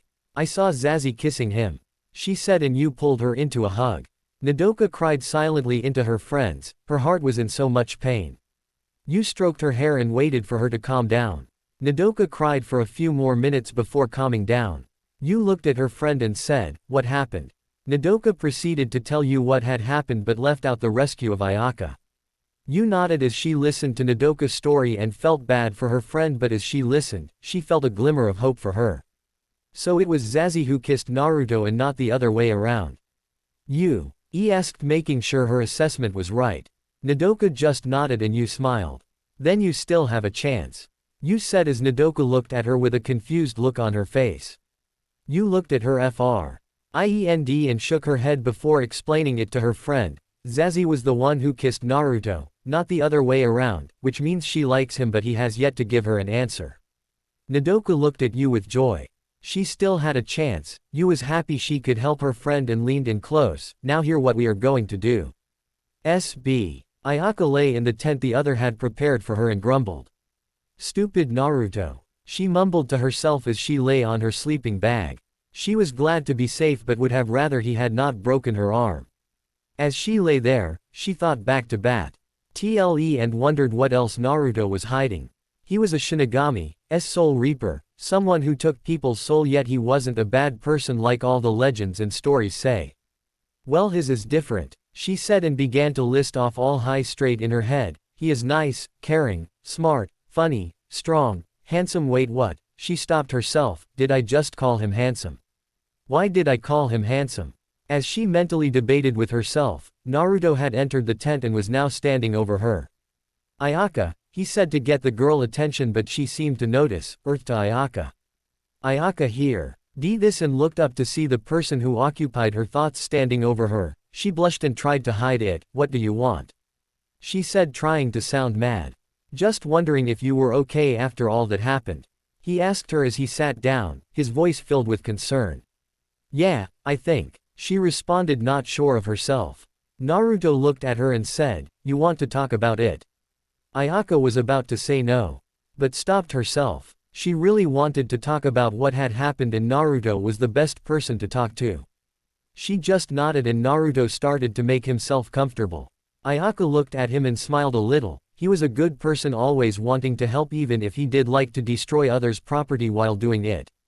I was scared, she finally said as she remembered what happened. I was tied up and helpless, I couldn't stop him if he wanted to rape me. She said as her eyes began to tear up. I thought I never get to see anyone I cared for again.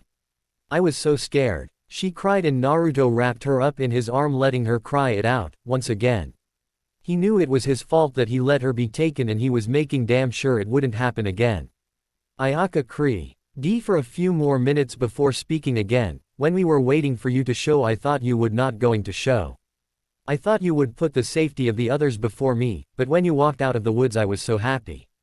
Naruto looked down at the crying girl and smiled at her. I never leave precious person behind. He said to her. I am precious person, Ayaka said with a bit of surprise. Of course you are. Naruto replied as if she was being dumb. You, Zazie, Nodoka and everyone in the class are precious to me. When I first took this job I thought I was going to hate it. But after spending time with you I came to realize I am happy to be here. Thank you, Ayaka said and hugged him back. You welcome. He answered her and stroked her hair. SB. As the sun rose on the next day, Naruto got out of his tent and stretched. Everyone was safe and happy. Also, he did not have anyone trying to kill him at the time. He headed down to the lake and let the morning breeze flow across his skin. He knew that today was going to be a good day. He didn't notice his favorite acrobat getting up. Zazie noticed him standing near the edge of the lake and walked over to him. She pet him on the shoulder and he jumped, falling into the lake. Cold, he shouted as he jumped out of the lake and back onto the shore. All the while Zazie just stood there giggling. Naruto stuck his tongue out at her and got off the ground. Zazie said with a giggle. Glad you enjoyed it, Naruto said, then gave her an evil smile. Zazie saw this and tried to get away, but Naruto already had her in his arms, running towards the water. Banzai! Naruto shouted and jumped while Zazie let out a silent scream. Soon a splash of water and laughter filled the air. Zazie swam to the surface and gave Naruto a dirty look. Zazie said as she saw Naruto next to her. Naruto laughed and smiled, just enjoying the moment. Beautiful, he said, causing Zazie to blush. Zazie swam close to him and pulled him into a kiss. He smiled and kissed back as they floated in the water in each other's arms. SB. It was later in the day after the swimming kiss, and Yu was putting her get Nodoka with Naruto plan into action. Step 1: get Naruto to notice Nodoka and no one else. She and Haruna had gotten Nodoka into a bikini that showed a lot of silky skin. Nodoka wore a light jacket to cover her body and looked at her friend with confusion. Are you sure this is going to work? She asked them, as she tried to pull the jacket down lower.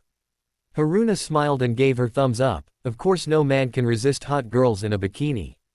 Nodoka nodded but didn't take off the jacket and the trio headed down towards the lake. They reached the lake to see most of the class in bikinis as well. The ones who stood out the most were Mana and Ked, which made Nodoka look at herself with sadness.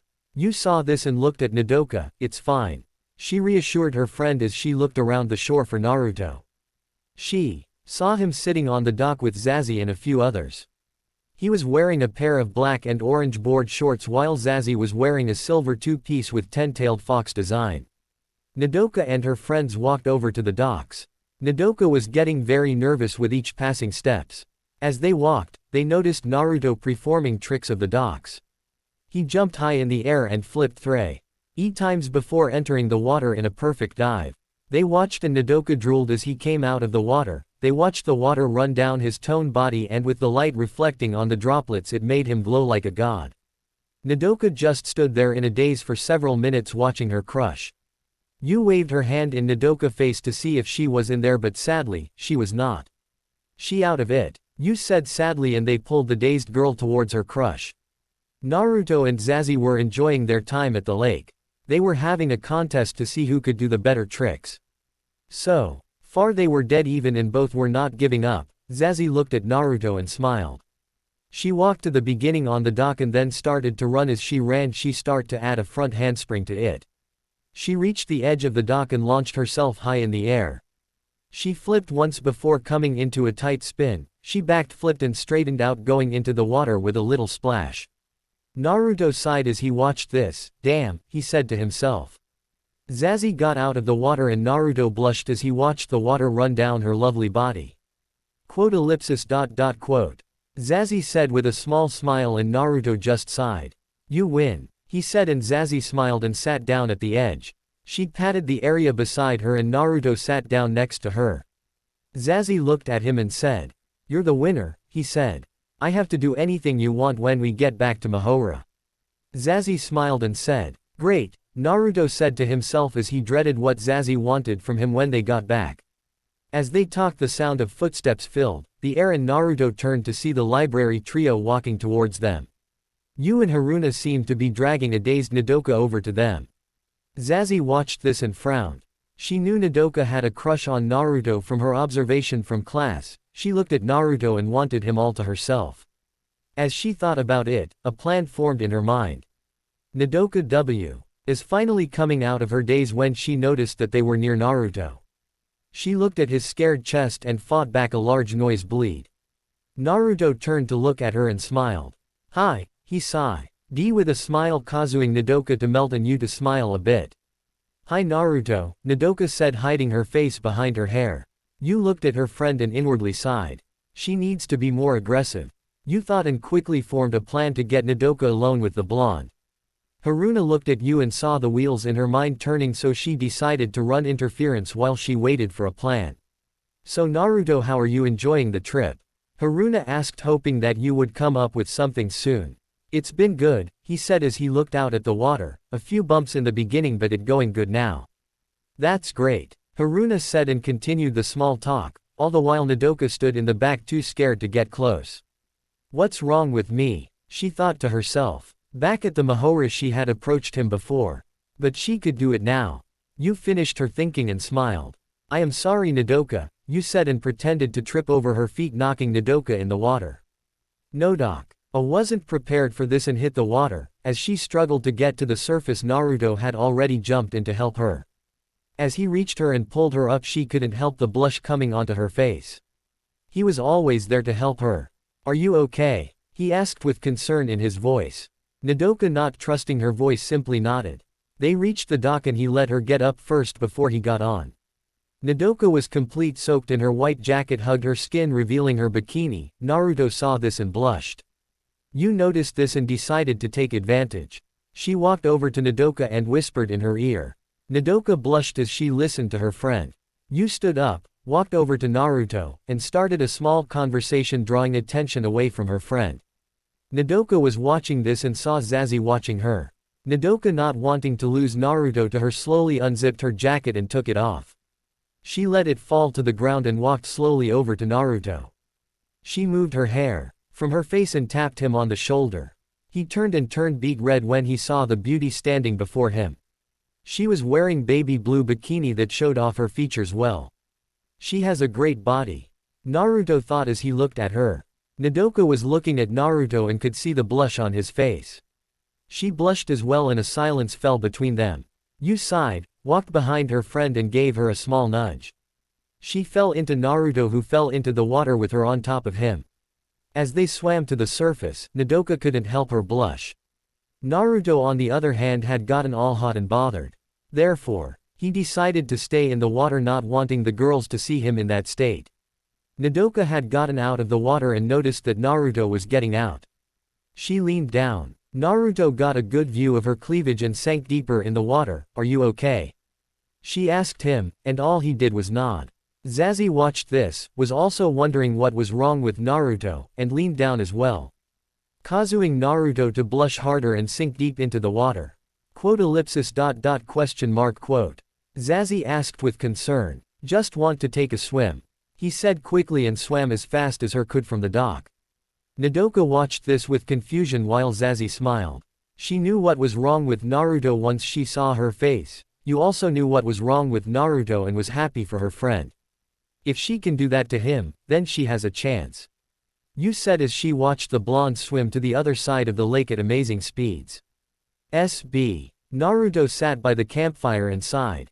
"These damn girl are getting me all hot," he muttered to himself as he watched Nodoka and Zazie making dinner. He watched the girls and tried not to let his mind wander to him doing naughty things to him. "Damn arrow senin," he muttered and turned away. Zazie watched this and smiled, a plan forming in her mind. As the night went on, she decided to put her plan in action. She sat down next to Naruto and leaned into him. Naruto blushed and froze. "Zazie, what are you doing?" he said. Zazie replied, and Naruto was crying on the inside. "What do you mean that you're tired?" he pleaded as Zazie looked up at him. Zazie said with a pout. No, he said, and she smiled. Zazie smiled and wrapped her arms around him. Everyone watched this and was surprised of how bold Zazie was being. Nodoka watched this with envy. "You Lu," Kedded her friend and nudged her point to Naruto other side. Nodoka blushed and shook her head. "No. You're going to lose him to her if you don't do anything," you said to her friend, and Nodoka was silent. She could argue with her line of thinking and just nodded. She stood up, sat down next to him, and did the same as Zazie. Naruto felt her next to her and tried not to blush. "Oh, crap. Stay down," he pleaded as his body reacted to these. Zazie saw that Naruto was trying to keep himself in control and decided to take it up a notch. She wrapped her arms around his neck and snuggled close to him. Naruto was so red that he couldn't do anything. Everyone watched this as with interest. Zazie, the silent one, was snuggling close to Naruto, and so was the bookworm. This was not happening they expected. This from Ket and Haruna, but these two did not do this kind of things ever. "Wow," was all Chisame could say as she watched the scene. Naruto looked at the girls and was lost in the bliss of being near them. SB. It was finally time to head back to Mahora and everyone was ready to go. Naruto had to admit it started out crappy but turned out okay. It had started out good, then went downhill when Sasuke showed up, but after that, it turned out great. He had made a pact with a beautiful girl, saved another beautiful girl, and became rather close to yet another beautiful girl. Overall, he says it was a shaming success. Zazie smiled as she watched Naruto help load the bus for the ride back to school. She was quite happy with the trip. She had gotten closer to Naruto than any other girl had, and he even made a pact with her. She touched her neck and smiled as she felt the warmth coming from the tattoo. She couldn't wait to head back to Mahora and go on the date he had promised her. She remembered the promise that he made to her at the dock and was planning to use it to get very close to Naruto. Nodoka sat by her friends and couldn't help but smile. She had gotten closer to Naruto and she was hoping to get closer to him. Yu was happy for her friend and was already planning on get her closer to her crush. Ayaka stood with her arm in a sling. She was happy to be heading home but was kinda sad to leave. She had gotten to know Naruto better and wanted to get to know him more. He had saved her from Sasuke and was always concerned with her well-being. She watched him work and blushed. She was going to get to know him very well indeed. The end. Thanks for watching. Also remember to subscribe and like this video. See you in the next video.